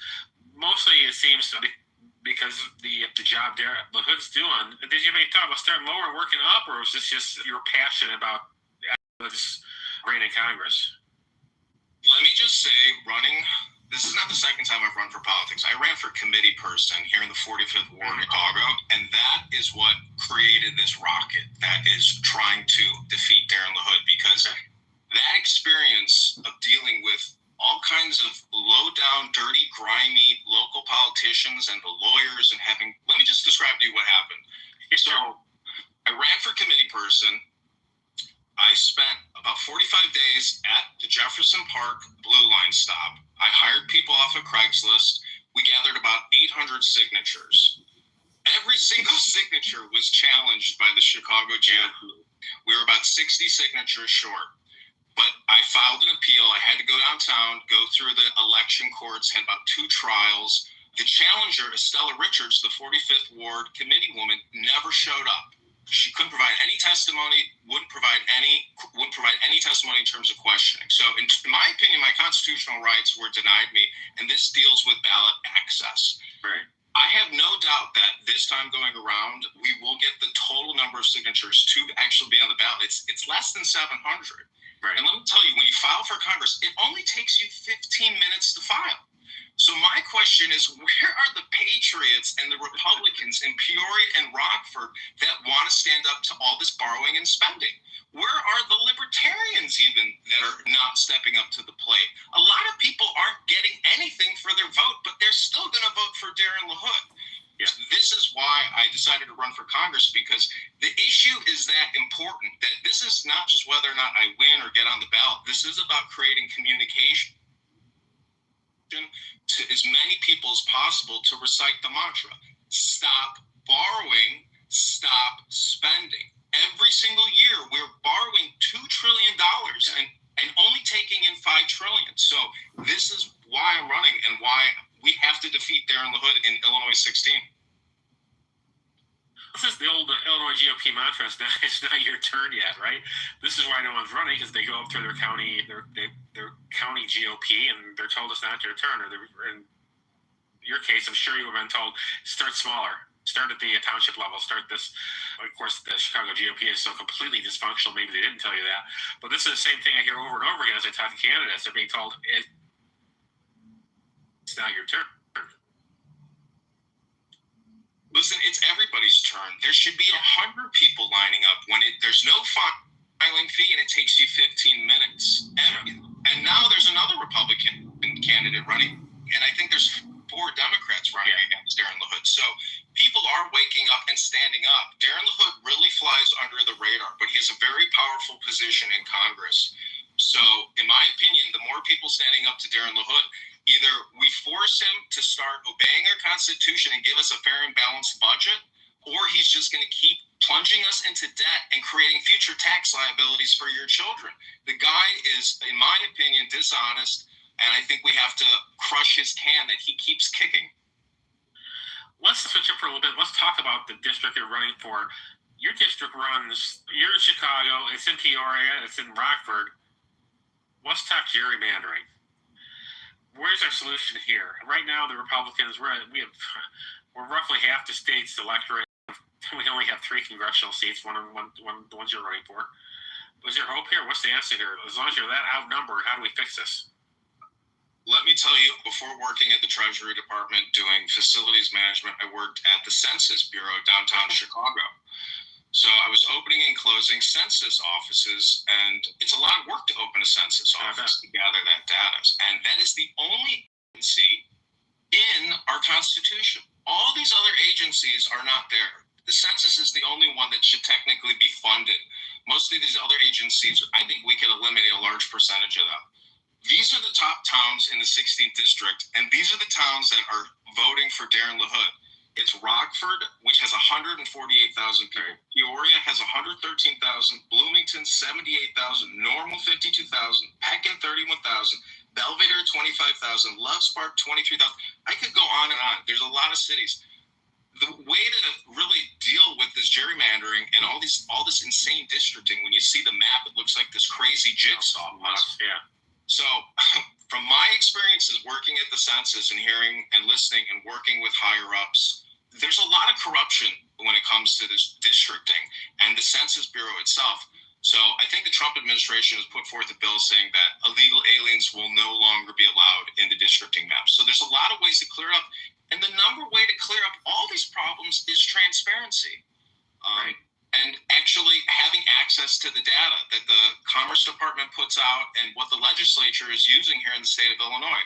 But running for Congress, I'm looking at bigger issues than just districting here. I'm looking at the national debt, which could sink this ship that we are all on.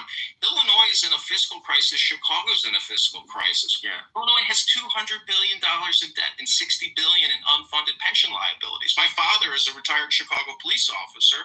And in my opinion, Chicago and Illinois are being run like Clown Town. This is clown world we're living in. People aren't transparent. All they want to do is racial identity politics, and we're not being fiscally conservative. This is my biggest gripe that Elon Musk helped expose, which is through Doge. If you look at all the screenshots on the Doge X account, it's all for DEI and climate change education. Hundreds of billions of dollars in education grants. Northwestern isn't getting, I think, $500 million? All of these huge institutions that have huge endowments, why is the federal government funding all of this? We're $37 trillion in debt. So again, I want to reiterate the mantra: stop borrowing, stop spending. They're funding it because the Democrats are in charge of so make more Democrats, right? You turn the schools into your propaganda mills. And not saying Northwestern isn't an excellent school, you wouldn't get an excellent education there, but it's also turned out a lot of excellent socialists and communists over the last 20 years, and that's why that's happening. They're winning, George. They're winning, and they're in control of our money. Illinois is a Democrat industrial complex. I have a book over here from the Democratic Party in the 1950s. They don't look like that today. They are so unprofessional and so Marxist and so radical. The stuff that comes out of Chicago politics is absolutely deranged. The mayor of Chicago, Brandon Johnson, he said just the other day that white structural racism and supremacy is the blame for the 600 deaths during the heat wave in 1997. You know, what does that have to do with the debt and the deficits? The Chicago Public Schools has, $170 or $715 million deficit, or deficit. So the point is, they're not talking. I want accountants and forensic accountants and people, financially minded people running the government, not the political spam that they spew every single day. Darren LaHood does it the same way, but in a different way. He takes photos with veterans, takes photos with the police. You know, his dad, Ray LaHood, is an Obama transportation secretary. Right. Apple doesn't fall far from the tree. And in my opinion, Obama is the worst president this country has ever had. There's other things about Ray LaHood that people shouldn't forget. That he had $50,000 in cash that some scammer gave him that the FBI investigated, and the FBI took Darren LaHood's laptop. So this is a very politically connected family, a very powerful family.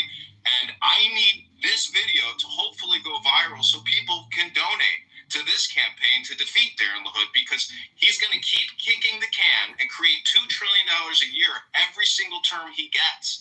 So if you want to stop the borrowing and spending with me, go to johnforcongress.com. You can text the campaign directly at 312-498-0517. And on johnforcongress.com, click on the blog section. You can see our antidote link to make a donation. I'll update the site after this interview, because hopefully I'll push it out and we'll get a lot of views and raise more money, because I live in Chicago in the Northwest side. I'm going to drive up to Rockford. I'm going to drive to Peoria. I'm going to drive to Bloomington and Normal, Illinois, and I hope to meet people in the streets or at the bars or at the train stops who have watched this video and want to sign on the petition to defeat Darren LaHood. Your district is frankly crazy too, the way they drew that up. And again, it's another way to. It's all about suppressing the Republican vote. And so you wonder why people aren't lining up to run for it. Who wants to drive from Chicago to Rockford, Peoria every weekend? Which is where you're at, right? You've got to reach out. You got to knock on doors. You got to talk to people, and they put you in a position where it's almost impossible to cover the ground you need to cover to actually win this thing. It's not that many signatures, so I'm not stressed out about it. To become a committee person in the Chicago GOP, it's the same number of signatures as it is to become a congressperson. Yeah, that's kind of ridiculous too. It's insane. And I think there's a lot of Republicans, and this is the interesting thing. If you go to Darren LaHood's X account and you look at the comments section, it's nothing but hate for Darren LaHood. And I know a lot of it is probably liberal Democrats replying, but there are a lot of Republicans that are sick of the borrowing and spending. That's the frustrating part of our demographic, I think. Like I said, this is something that we talk about a lot, but don't act on it. When we do act on it, going back to the big, beautiful bill, there are good things or there are bad things. The debt we're taking on clearly is the bad thing. Let's talk about, or let's go back and talk about something we're talking about too, and that's the identity-based politics and everything, and the amount of hatred there is out there now. What do you think the answer is there? How do we bring not just Republicans back into the fold that may have left because of things like the deficit, but also bring Democrats around and thinking where they're a loyal opposition again, as opposed to just crazy race-baiting lunatics that they're out for blood and hate the president. You know, I mean, there's not a lot of logic to what we're doing. How do we fix this? I hope you get a chuckle out of my response here. So I would just ask for a moment of silence and stillness and take the deepest breath of the day. Hold it for 10 seconds.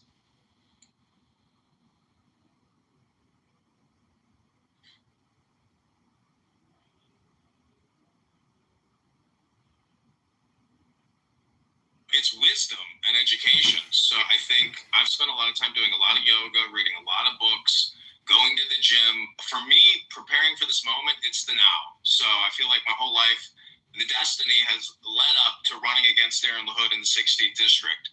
And to me, all the racial identity politics, there's a lot of ways to be political.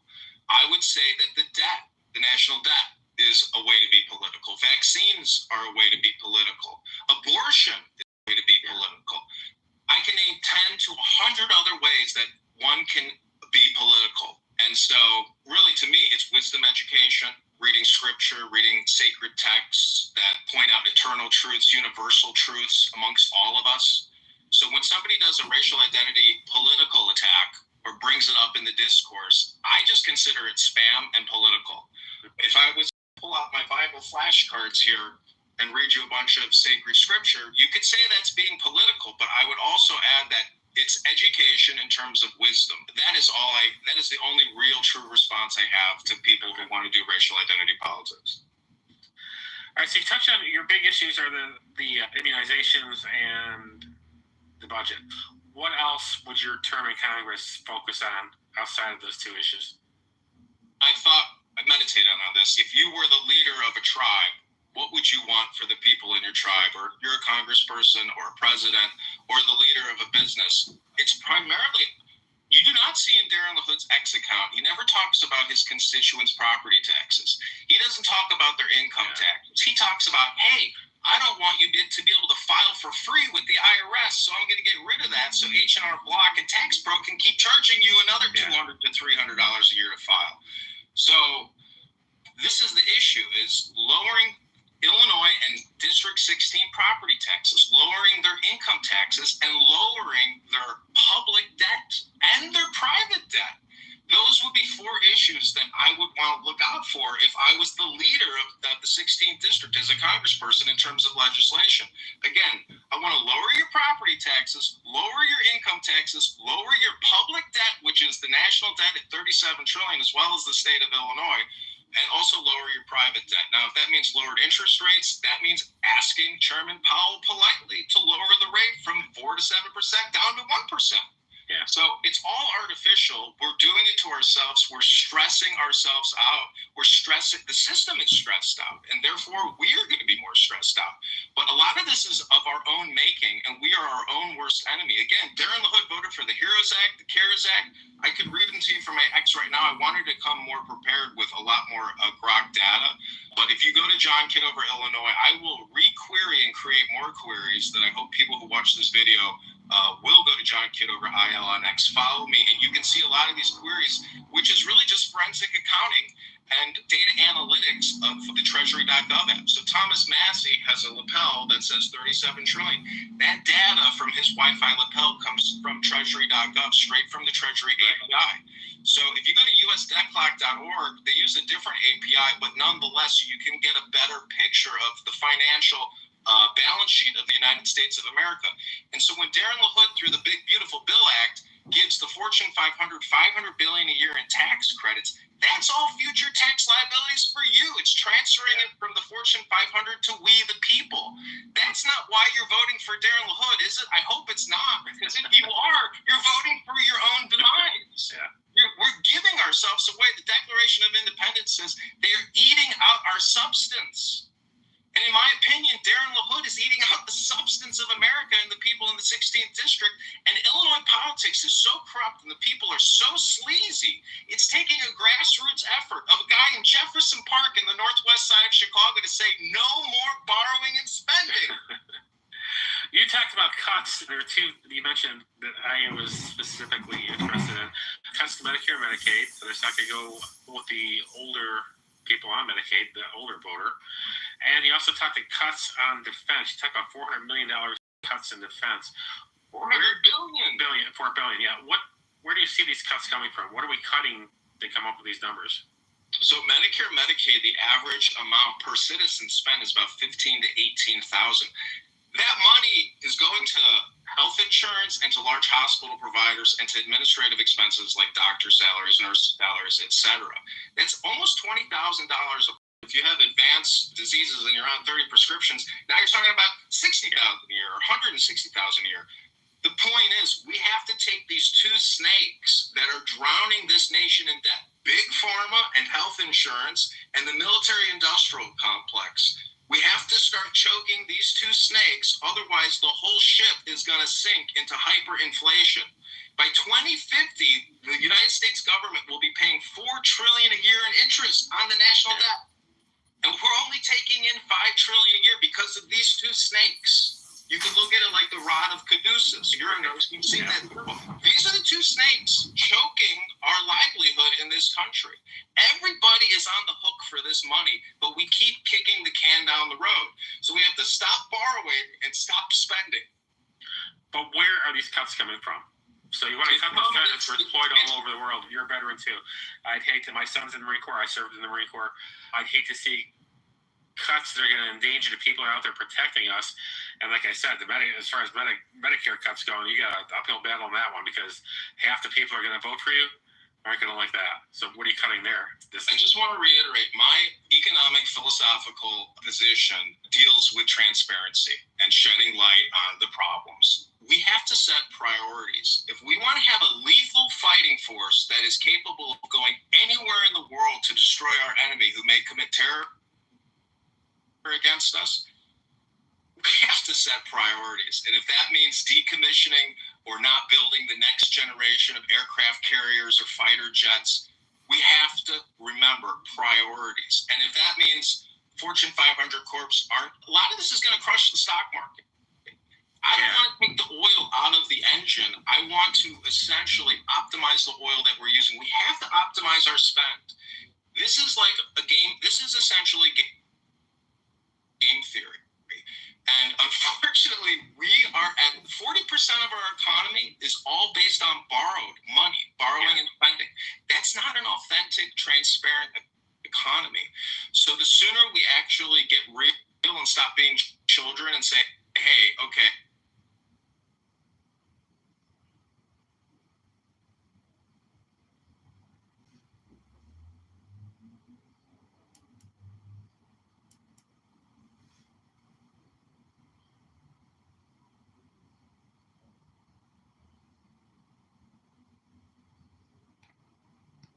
in this country. Everybody is on the hook for this money, but we keep kicking the can down the road. So we have to stop borrowing and stop spending. But where are these cuts coming from? So you want to cut those benefits? We're deployed all over the world. You're a veteran too. I'd hate to, my son's in the Marine Corps. I served in the Marine Corps. I'd hate to see cuts that are going to endanger the people out there protecting us.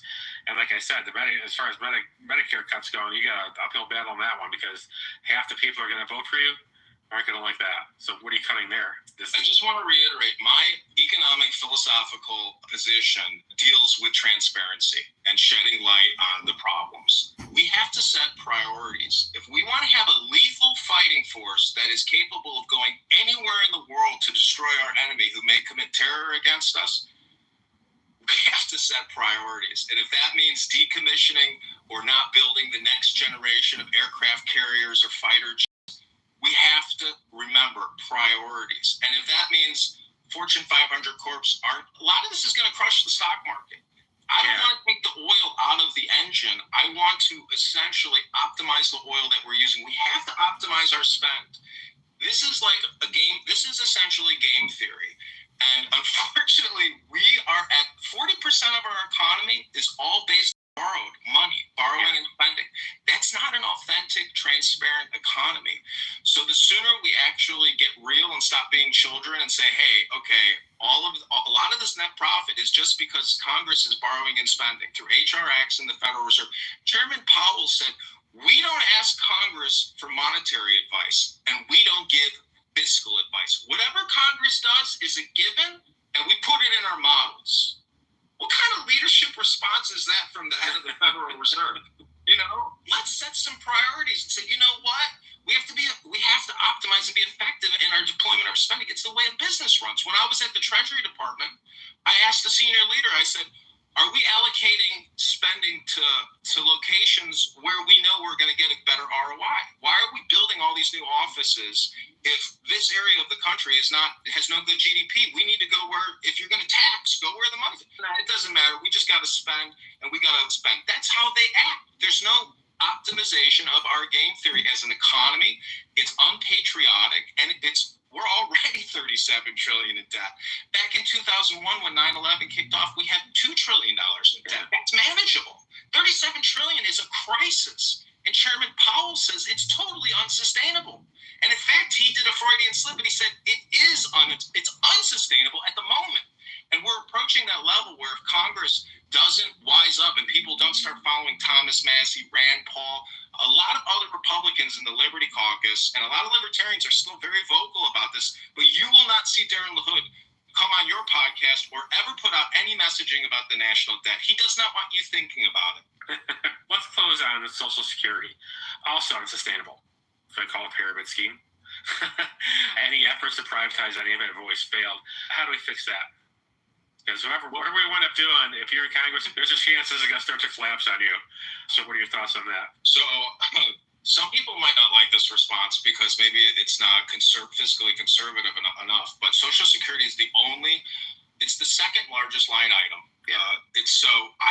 I want to keep it 100% intact, but I want, as Doge did, eliminate all the fraud, waste, and abuse in it, especially international fraud. There's still probably a lot of international schemers and scammers ripping that system off. But again, if you look at the snake analogy of the cool industrial complex and the National Defense Authorization Act and our military industrial complex, the middle pillar is really us. It is our Social Security. So let's actually just enhance the program. If we take away from big military and big pharma, we can increase payouts to Social Security recipients who, at this point, are 100% involved in a Ponzi scheme. We're $37 trillion in debt. And we're paying over $1 trillion a year in interest to service that debt. Essentially, we have a $37 trillion mortgage that costs us $1 trillion a year, and every year we keep adding $2 trillion to the $37 trillion. Right. So again, we have to start making cuts, and we have to start paying down the debt. But I say preserve Social Security because that Ponzi scheme, you paid into it. Plus, you got to pay income taxes on the money you already paid in. Right. So you're double tax, triple tax. You're taxed from every degree of reality. And that is not the way America was set up to be. We need to maximize liberty, maximize our freedom, and be fiscally conservative. We've gone through a 25-year war and then a big pandemic scamdemic. After periods of warfare, you practice austerity. So this isn't a debt derangement syndrome rant. This is an American austerity syndrome that people need to start getting infected with, because if you're not part of the problem, you are literally plunging your children into forever debt.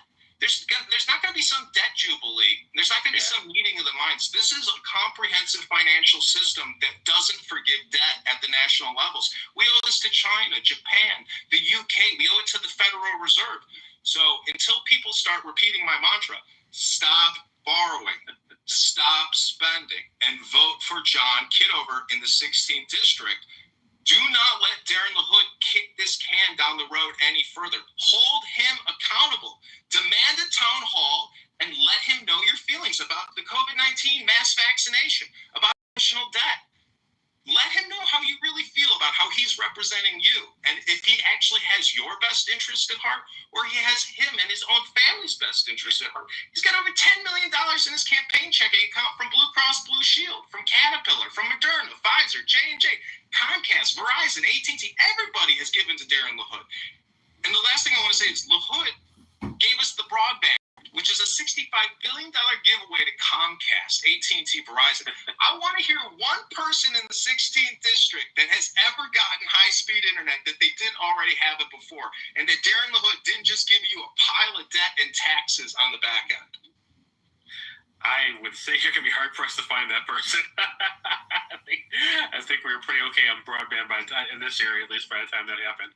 All right, ladies and gentlemen, that was John Kitover, congressional candidate. I had a great time talking to him today. We'll have you back as you pass the primary. Good luck on your petitions. And what do you want to say on the way out? What's your elevator pitch to our watchers? If you live in Rockford, if you live in Peoria, if you live in Bloomington, Normal, Pekin, Belvedere, Loves Park, Mackenzie Park, East Peoria, Morton, Washington, Dixon, Morris, Shanahan, Streeter, Pontiac, Roscoe, Harvard, Rochelle, South Beloit, or Rockton, go to johnforcongress.com, that's with a 4, or text the campaign at 312-498-0517, that's 312-498-0517, or go to johnforcongress.com. I need your campaign contributions so I can get on the road, come to your town, shake your hand, get your signature on our petition, and we have to get 1,000 signatures within the next 2 weeks, and I hope that this video goes viral. I will push it out across all my platforms, and I'm also going to take our campaign contributions that we've raised, and I'm going to run this video as an advertisement in your town, in Rockford, in Peoria, through Google, YouTube. So if you want to donate, you want this message of liberty and fiscal conservatism and anti-mRNA spike proteins in you every single turn, that Bill Gates wants you to eat spike proteins, basically. So I'm trying to mix in a little comedy, but I hope people are resonating with the message that we have to stop borrowing and spending. It's what's causing all of these problems. And we're $37 trillion in debt. We have a $37 trillion mortgage with a $1 trillion annual interest payment. You didn't sign up for that when you voted for Darren LaHood, and he's going to keep giving it to you. So I need your help. I need your support. Go to johnforcongress.com. Thanks, George. All right, thank you. All right, we'll cut it here. Send me all your social accounts. We'll put it in the show notes and everything so people can see it. And I'll try to have this out. Today's Tuesday? I'll try to by Friday. All right? Okay, God bless George. I really appreciate you. I'm so happy that you're so well organized and helped me create this message. God bless you, and I hope you have a great day. Thank you. You too.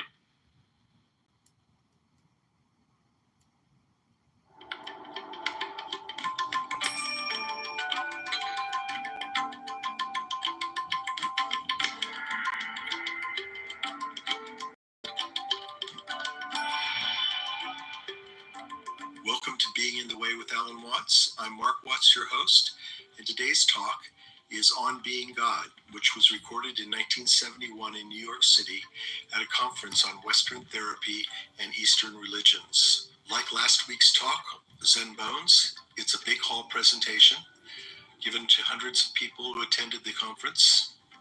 And in it, my father explores both Western therapy and Western religions in relationship to the mystical experiences or altered states that are the basis of Eastern religions. He points out that neither Western therapy nor Western religions are particularly equipped to deal with individuals who've had these experiences. And in the course of the talk, he invites everyone there to participate with him in a clinical experiment in which he positions himself as a patient who's had one of these experiences and believes himself to be God, and invites the audience to ask any questions they like.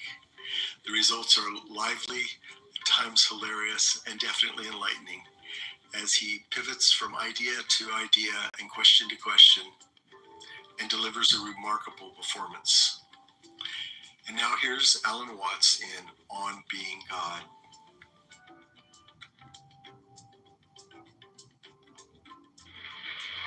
Between Western psychology, psychiatry, and psychotherapy and the so-called religions of Asia, there is common ground. because both are interested in changing states of human consciousness.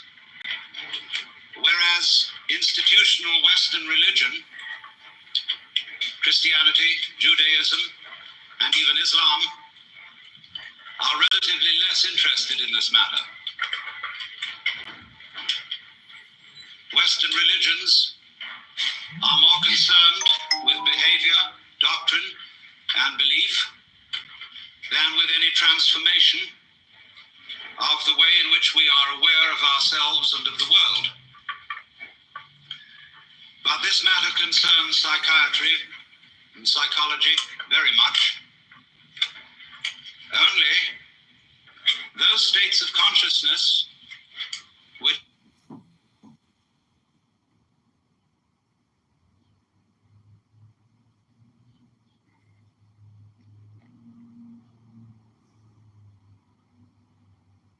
in New York City at a conference on Western therapy and Eastern religions. Like last week's talk, Zen Bones, it's a big hall presentation given to hundreds of people who attended the conference. And in it, my father explores both Western therapy and Western religions in relationship to the mystical experiences or altered states that are the basis of Eastern religions. He points out that neither Western therapy nor Western religions are particularly equipped to deal with individuals who've had these experiences. And in the course of the talk, he invites everyone there to participate with him in a clinical experiment in which he positions himself as a patient who's had one of these experiences and believes himself to be God, and invites the audience to ask any questions they like.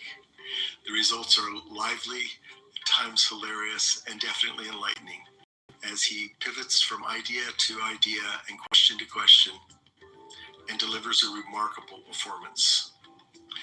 And now here's Alan Watts in On Being God.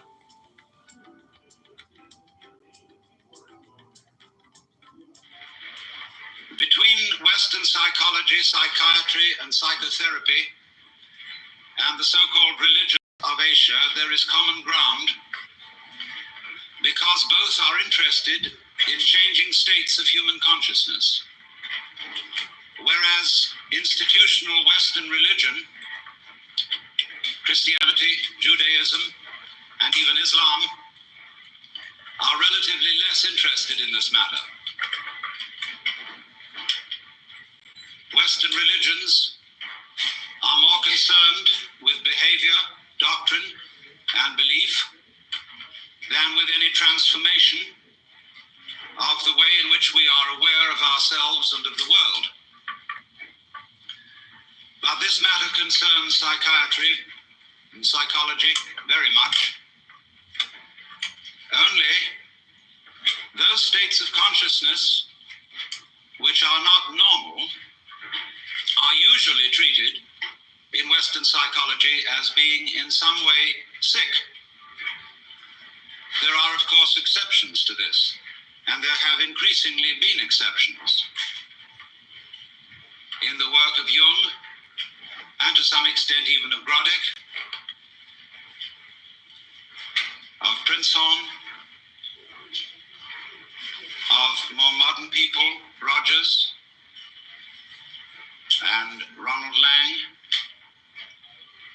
Changing consciousness is often looked upon as a form of therapy. But in general, different states of consciousness from the normal are regarded as a form of sickness. And therefore, official and institutional psychiatry constitutes itself the guardian of sanity and of socially approved experience of reality. And very often it seems to me that reality appears rather much the way the world is seen on a bleak Monday morning. In this official doctrine, I might even say dogma, of what reality is. Because after all, we know that our science, such as it is of psychology, is founded in the scientific naturalism of the 19th century. and the metaphysical and mythological assumptions of that science still underlie a great deal of psychological thinking, in behaviorism eminently, but also to a large extent in official psychoanalysis. Indeed, one might say that psychoanalysis is based on Newtonian mechanics and in fact could be called psychohydraulics. Not that that analogy is altogether inappropriate,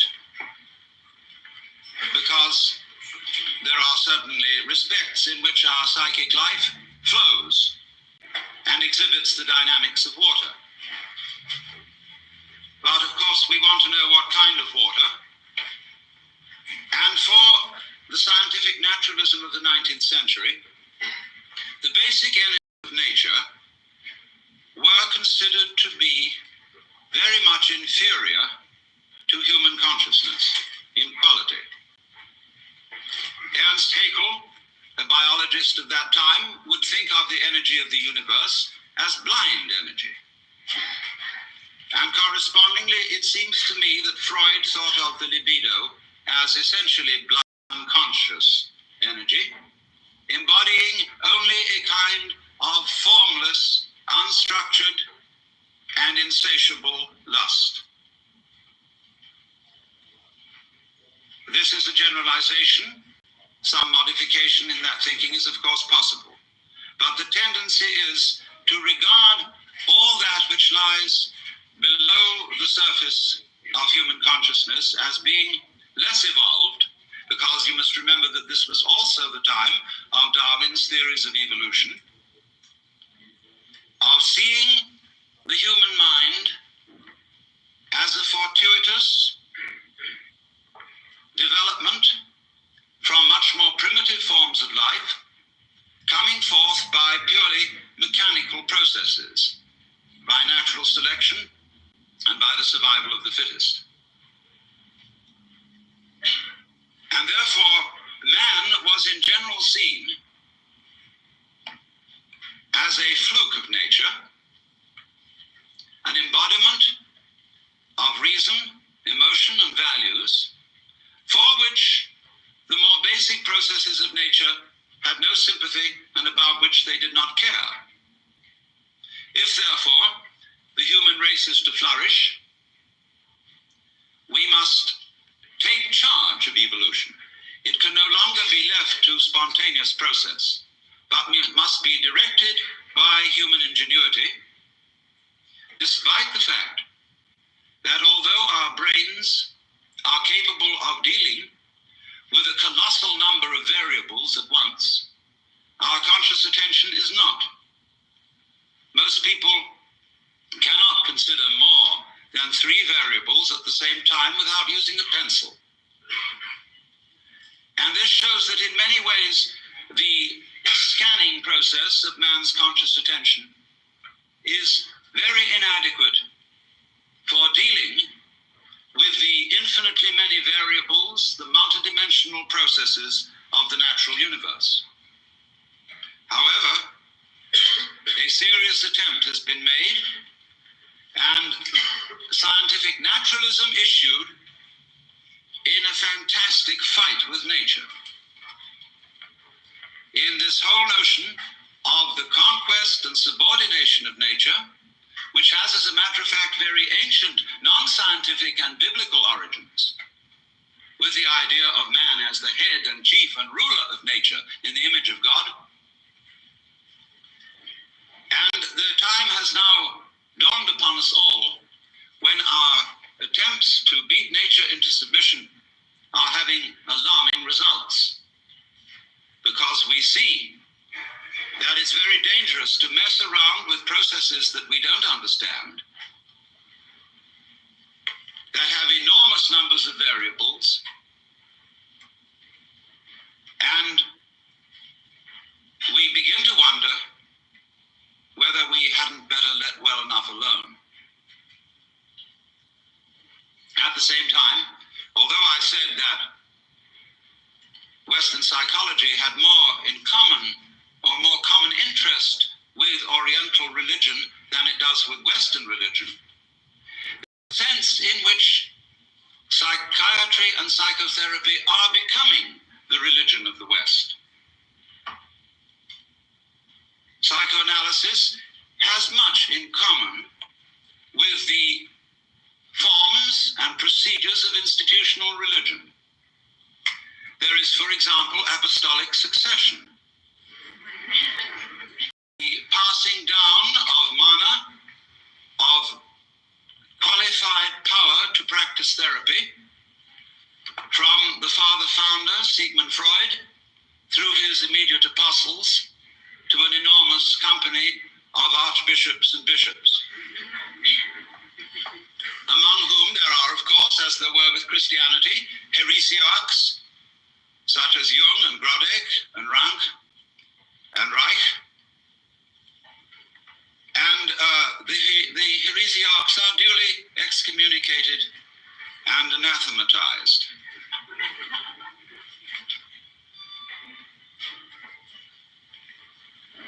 There are rituals, as there are also rituals with religion. There is the sacrament of the couch. There is the spiritual discipline of free association. There is the mystic knowledge of the interpretation of dreams. And there are also the two great symbolic fetishes, the long one and the round one.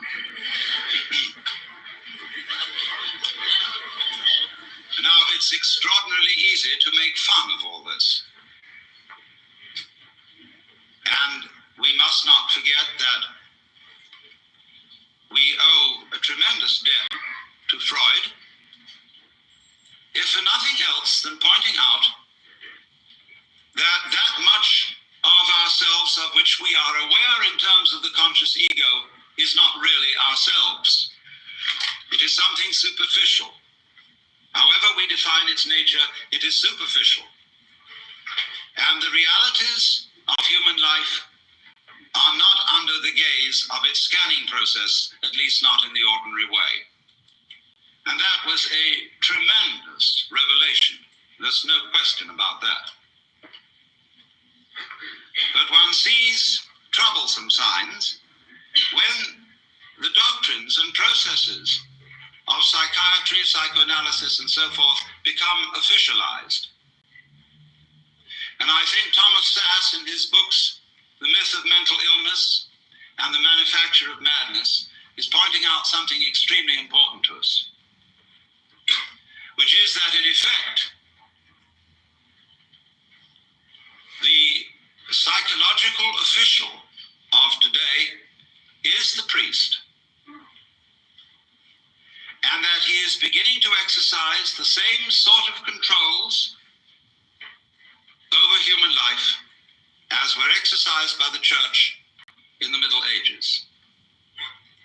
So that a professor of psychiatry at Columbia or Harvard or Yale medical schools has today the same sort of intellectual respectability and authority as the professor of theology at the University of Toledo or Padua would have had in the year 1400.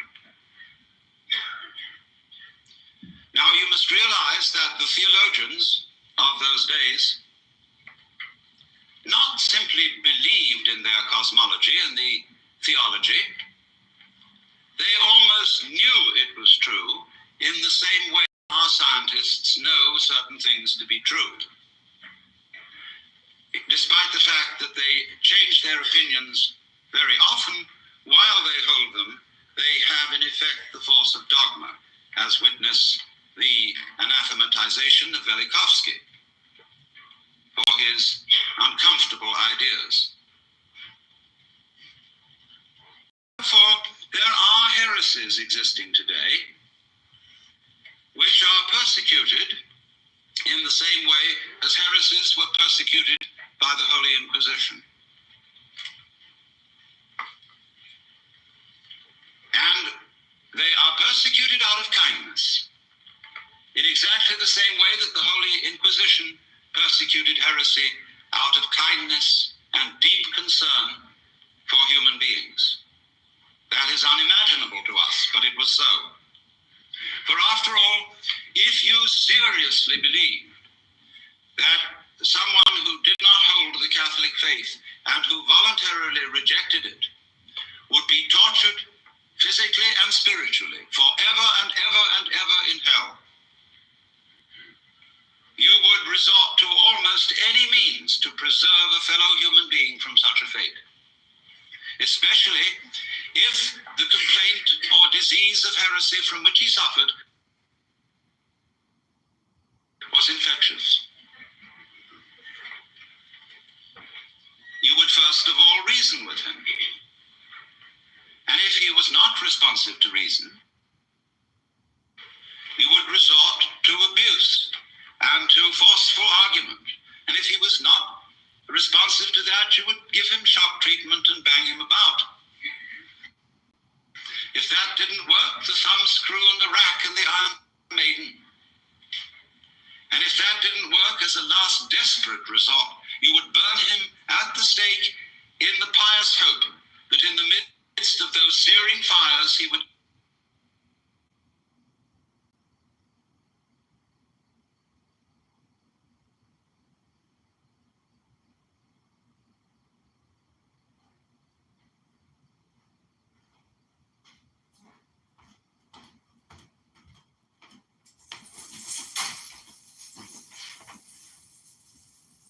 they want to add? Just everybody have a lovely Friday evening, and thanks Serendipity for hosting yet another wonderful Absolutely, after party in the muff. It's always going down in the muff. It's always going down in the muff. All right, everybody have a good night. Bye.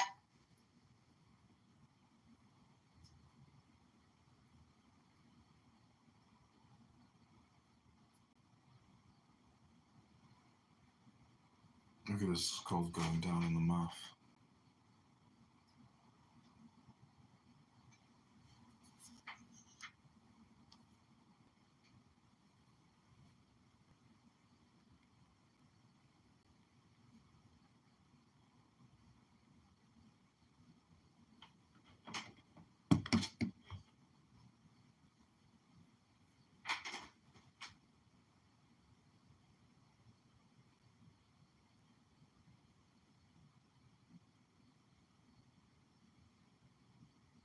Watch me find a loan through NerdWallet. The form is free and won't affect your credit. Desperate resort, you would burn him at the stake in the pious hope that in the midst of those searing fires he would think better and make a last act of perfect contrition, and so be rescued from everlasting damnation. And you did all this in the spirit of this is going to hurt me more than it's going to hurt you. In the spirit of a surgeon who is very, very sorry indeed that he has to make you undergo this extremely painful operation. But it is in your best interests, and there really is a 50-50 chance that you may survive.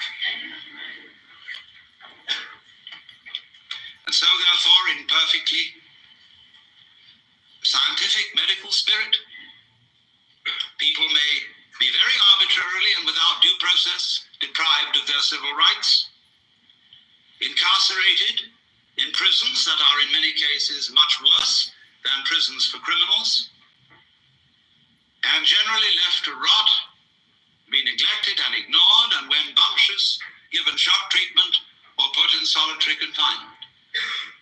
For what? Because they have unorthodox and heretical states of consciousness.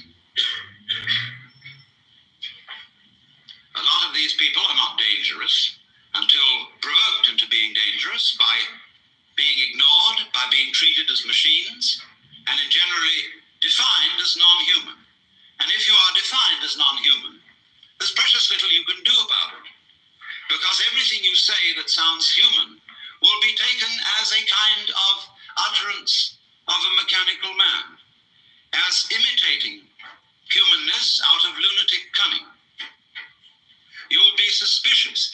Everything you you say will be listened to in a different way and with different ears. And you will have one hell of a time talking yourself out of it. Because there really are no rules as to what one must do when incarcerated for having unorthodox consciousness. There is no clear road to repentance. And this is found likewise in jails, where people are incarcerated on 1 to 10 year sentences, as in places like Vacaville, California, where when I visited such prisons, young men have come to me in perfect desperation, saying, I don't know what's happened to me, because I want to live like a decent citizen. I know I've done things that are wrong, but I simply don't know what is expected of me here. If I try to do what's expected, they say I'm compliant. And that seems to be some sort of a sickness. Thomas Sass drew attention to this when he quoted a discussion of the types of school children who may very well need therapy. There were overachieving children. There were underachieving children. There were children who exhibited erratic patterns. There were children who were sort of dully mediocre. In fact, every sort of child can be given a diagnostic name for his behavior which sounds sick. As Jung once suggested, life itself is a disease with a very poor prognosis. It lingers on for years and invariably ends with death.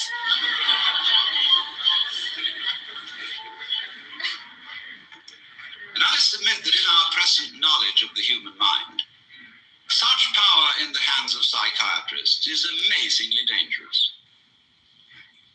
For I would suggest that today we know about as much concerning the human mind as we knew about the galaxy in 1300.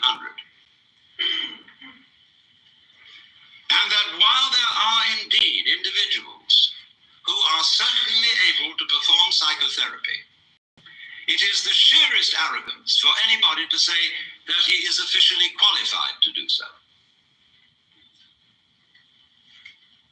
We do not know how it is done, just as we do not know, really, how musical, artistic, and literary genius is done. You cannot really teach it. You can put the tools for doing these things into people's hands, and you can show them how to use the tools. But whether they will use those tools with genius is quite unpredictable. And this is above all true of the art of psychotherapy. We don't know how it's done. We've got some vague ideas. There probably are some people who, by reason of their mental derangement, are probably not qualified to perform it, because they are maybe out just to make other people into messes. But to say that there are certain standards and certain examinations that can be passed and certificates that could be issued, which do indeed qualify people for this work, is, I think, pernicious nonsense. And is used, of course, out of economic self-interest when those who consider themselves official therapists run into competition. The same was done by religion. I was talking, imagine it, to a Buddhist priest in Thailand some years ago. I was looking at some books in a bookshop in the precincts of a Buddhist temple. And I was wandering over, and I noticed a book on a certain form of Buddhist meditation. And I murmured, Satipatthana, which is the name of a certain kind of Buddhist meditation. And a voice suddenly said to me, you practice Satipatthana? I looked up, and there was a skinny Buddhist monk in a yellow robe with rather red eyes looking at me. I said, not exactly Satipatthana. I use a different method. It's called Zen. Oh, Satipatthana, not Zen. I said, oh, well, it's something like it, isn't it? No. Well, it's rather like yoga, I said, isn't it? Not yoga. No. Satipatthana, different. Only right way. Well, look, I said to him, I have a lot of Roman Catholic friends who tell me that their way is the only right way. Who am I to believe? You know, I said, you're like someone who's got a ferry boat for crossing the river. I used the Buddhist simile. And another fellow down the stream has opened up ferry business. And you go to the government and say, he's not authorized to operate a ferry boat because he's competition to you. Let all operate ferry boats who will. And if you haven't got the sense to stay off one that sinks, it's your fault. And after all, I could say to him, you believe that everything that happens to you is your own karma. So why worry? But now, it's so interesting that since official psychiatry, and I underline that word official because I hope those of you in this audience who are therapists will regard yourselves as unofficial. Lisa, that'll give you an out. But nevertheless, official psychiatry has curious things in common with Western religion, as well as with Eastern. With Eastern, I said, only insofar as it has an interest in states of consciousness and inclines to regard other states of consciousness than the ordinary as sick. But it has one very important feature in common with Western religion. And to that, we have to go a little bit into Western religious history and ask ourselves what in Western religion, and especially in Christianity, and this goes also for Judaism, Islam, what is the great heresy? Curiously enough, great heresy was first in the West committed by no less a person than Jesus Christ,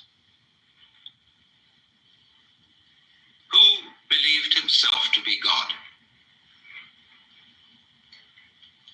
This, of course, will be unquestionably true if you think that the Gospel of St. John has historical value. It's a little vaguer in the Synoptic Gospels, but if you read the Gospel of St. John, there is absolutely no doubt about it, for he said, I and the Father are one. He who has seen me has seen the Father. Before Abraham was, I am. I am the way, the truth, and the life. I am the resurrection and the life. He said all that, according to this gospel. And that is something that in the Western world you are not supposed to say.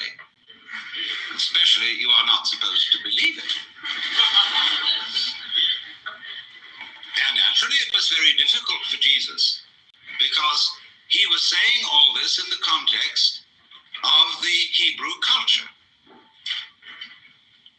And he tried to find language in the Hebrew scriptures with which to express his state of consciousness, because he had an unusual state of consciousness.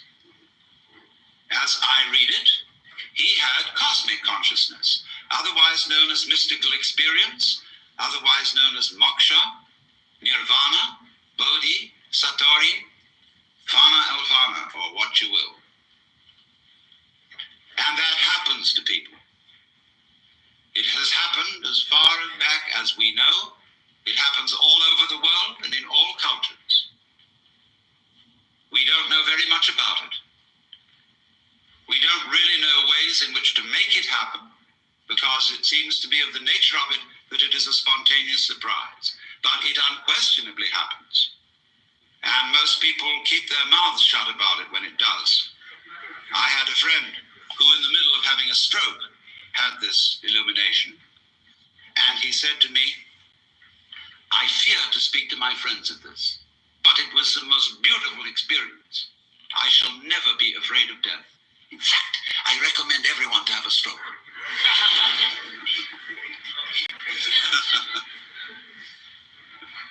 This was my friend Jean Varda, lately deceased Greek painter. Now, Jesus certainly had this transformation of consciousness, and he was crucified for it. Why? Because he had committed an act of insubordination and treason against the cosmic government. Because if you believe that God is a monarch, an absolute, omniscient, and omnipotent authority, shall we say a sort of cosmic ego, then to claim to be that is to introduce democracy into the kingdom of heaven, to usurp divine authority, and to speak in its name without proper authorization. And they asked Jesus, by what authority do you speak? Of heaven or of men? And he was tricky about answering that one. He said, by what authority did John the Baptist speak? And they were nervous about answering that one. He could have asked, by what authority did Isaiah speak, etc. Or Moses. But Moses became official authority. And if you could wangle it, that what you said was simply an extension of what Moses said, because Rabbi so-and-so said it, who got it from Rabbi so-and-so, who got it from Rabbi so-and-so, who got it from Moses, then it's okay. Notice this, that to be an authority today in the academic world depends on documentation. It's not enough to say, for I say unto you, you must put in your footnotes. And the more the footnotes, the more the authority, obviously. So, our dissertations tend to be books about books, about books about books, and our libraries multiply by mitosis.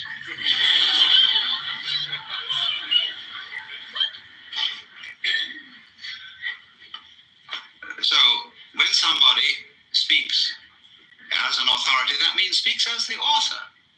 That's all it means. It's a statement of which you are the author, and therefore for which you assume responsibility. That is to speak with authority. And to be original is likewise not to be freaky, but to speak from the origin. That is what Christians mean when they say to speak in the Spirit, to have your mouth possessed by the Holy Spirit, as they believe the mouth of Jesus was possessed by the Holy Spirit. So the gospel of Jesus, which of course was hushed up from its inception, was that wake up everybody and find out who you are. Asking that, again in the Gospel of St. John, they, pointing to his disciples, may be one, even as you, Father, and I are one. And when he was accused of blasphemy, the Jews took up stones to stone him, you know. And he said, many good works have I shown you from the Father, and from which of these do you stone me? And they said, for a good work we don't stone you, but for blasphemy, because you being a man make yourself God. Now listen to the reply. He said, is it not written in your law,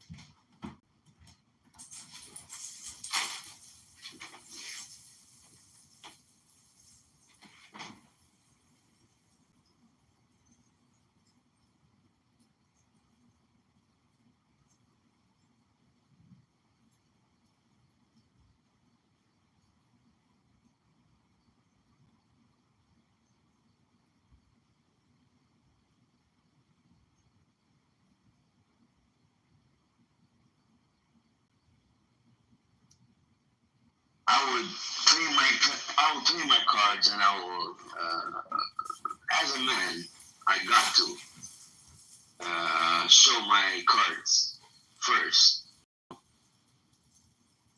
I mean, it makes sense, and it doesn't make sense for people, but hopefully it makes sense, because I want to show my cards, and this is what I want. And let's talk, to be honest with you, girls. Sometimes,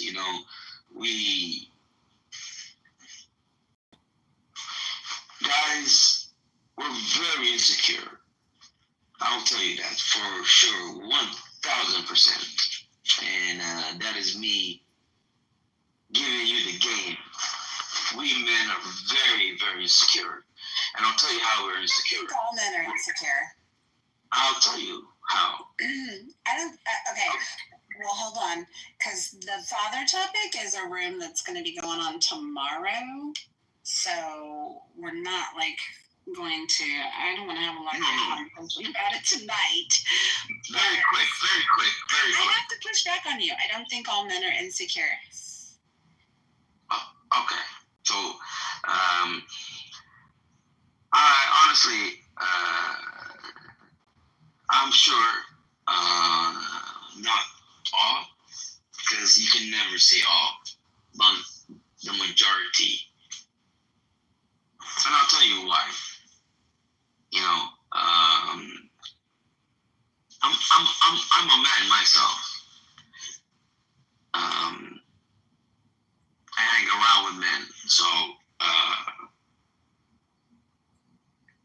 I'll tell you where the insecurity comes from. Is even though they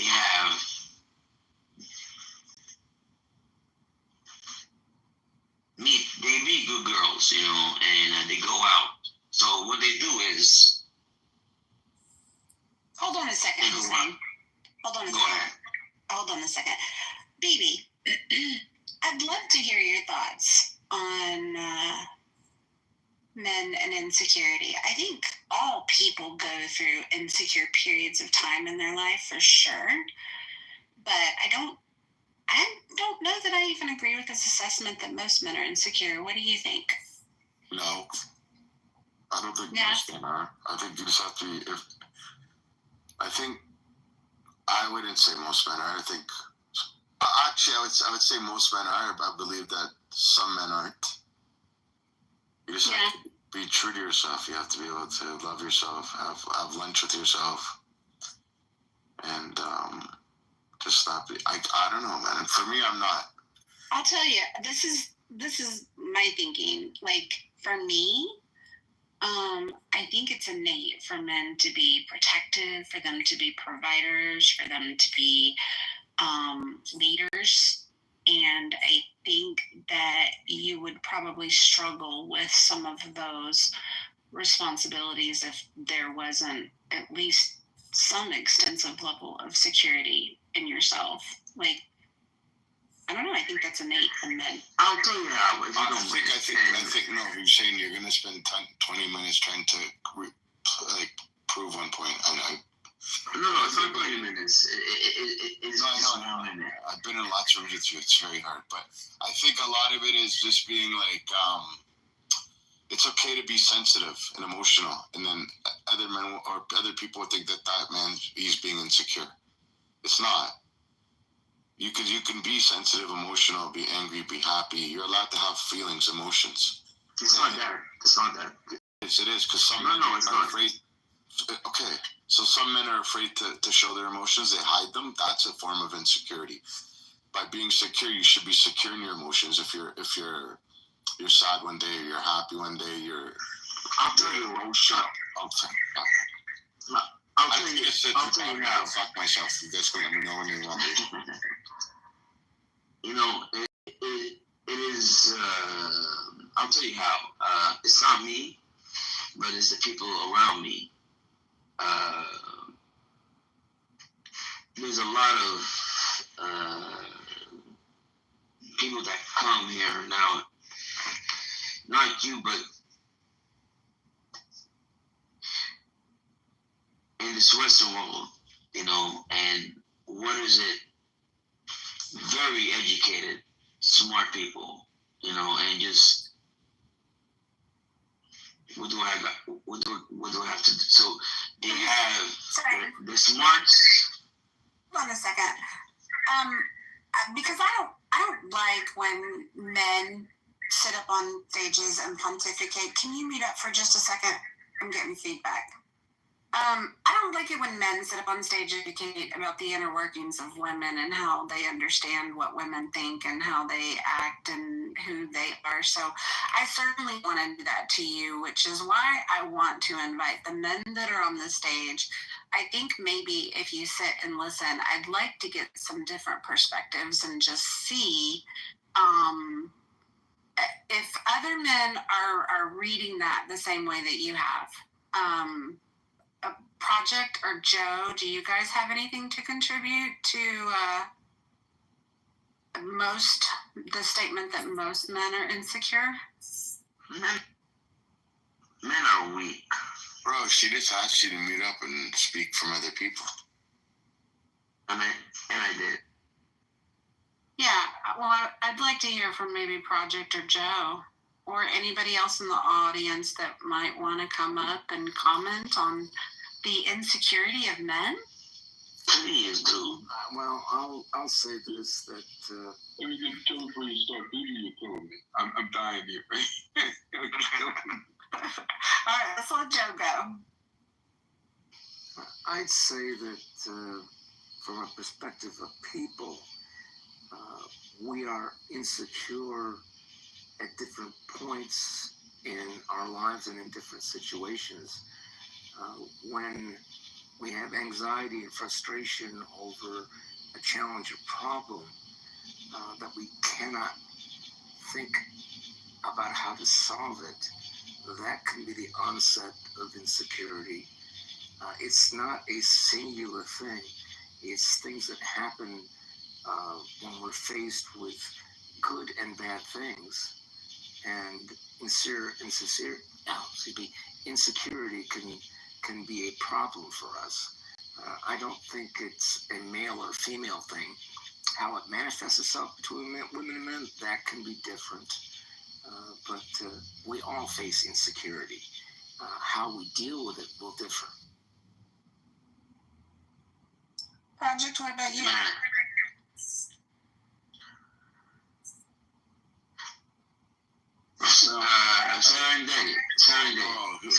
Hussein, bro, you have to learn some social cues, man. Project. I do. I just wanna. It's not a good question. I'm trying to interrupt again. I'm Hussein. I'll give you the floor after Project speaks. I would love to hear Project's perspective on this. I can't. I want to ask Hussein a question, right? So, if you had a choice, right? If you could order, and you had a choice to say, would you want a big brain or a big cock? What would you prefer? Man, fuck big cock. Not cocks. He said cock. Okay, let's keep it clean, gentlemen. What that? Project. I said cock. He said big cock. Did you wait? He said big cock. Fuck big cock. For real, fuck big cock. I don't give a fuck about big cock, man. You can have all right, I'm gonna mute myself. Yo, you are hey, bro. Hey, say it. Tell me, what's your question? No, that was the question. Was that your question? Yeah. You answered it, thank you. Man, all right then. So that was his question. Is you have a big cock or man? Come on, fuck big cock. What is man? I'm good. I can have a normal cock, but I can have a good brain. You know. What was your second question, Hussein? Go ahead and succinctly provide it to the room, and then we'll get some more feedback. He was a smart ass, so he had a good question. So that's it. From me to you, Sandra, is that's who's Sandra? No. I think this guy's higher drunk every time he comes on the stage. There's something going on. They're saying, do you? My bad. I'm gonna mute now. So you want a hug, bro? Yeah, it's not weak, because I don't want no hug, man. I don't want it. Yeah, but no. I had a question, and yeah. I think that all humans are born with insecurities, and it's part of life. Yeah, of course. As you do, and as you get, you learn to develop skills you learn to overcome certain security. Like you're building securities, which now limits your insecurity. So you start to become more secure with who you are. The problem is where people become comfortable with who they are, and they're afraid to go out and to better themselves. So they become comfortable, and then what that allows is huge insecurities into their life.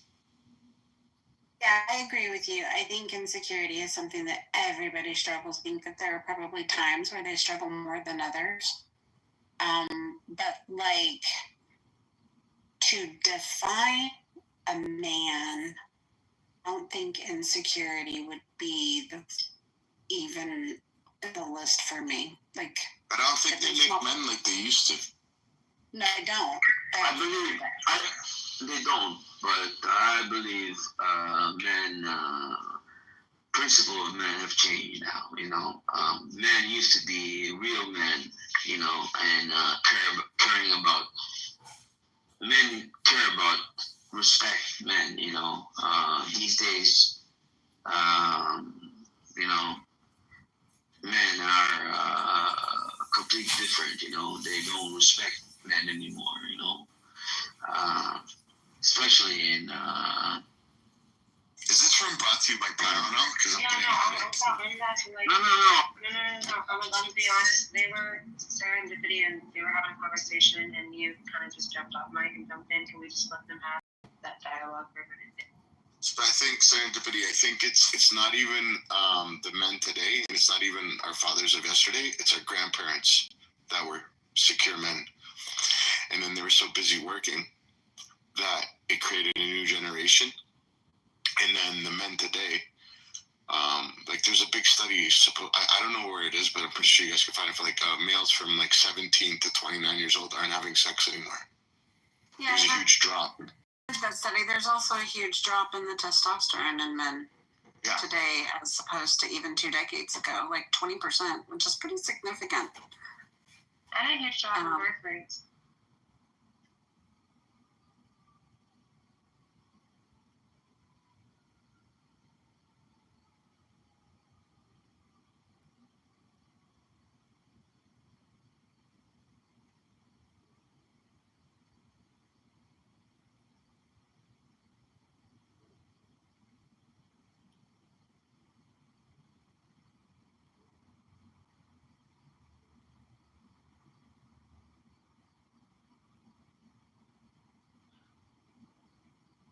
Hello, my name is George Dienhardt. Welcome to Politics on the Prairie. We have a great guest today, congressional candidate John Kitover. How are you doing today, John? George, I'm doing great. How are you doing today? I'm doing real good, too. I see you got the whole campaign headquarters going there. I do. I've got a lot of phones set up. I've got a lot of YouTubes going, Instagrams, X accounts, Clubhouse. I try to do a lot of mass communication for the campaign at home. I saw that. That's how you got on my radar. Was all social media. You're probably way better connected on that aspect than your opponent, the hood. Why don't you tell us a little bit about yourself? Sure. I live in Chicago, 42 years old, and I'm a graduate of the Citadel in Charleston, South Carolina, which is a military college. I was commissioned as a second lieutenant in the U.S. Army National Guard, served from 2002 to 2006. And then I've worked in digital marketing, media buying,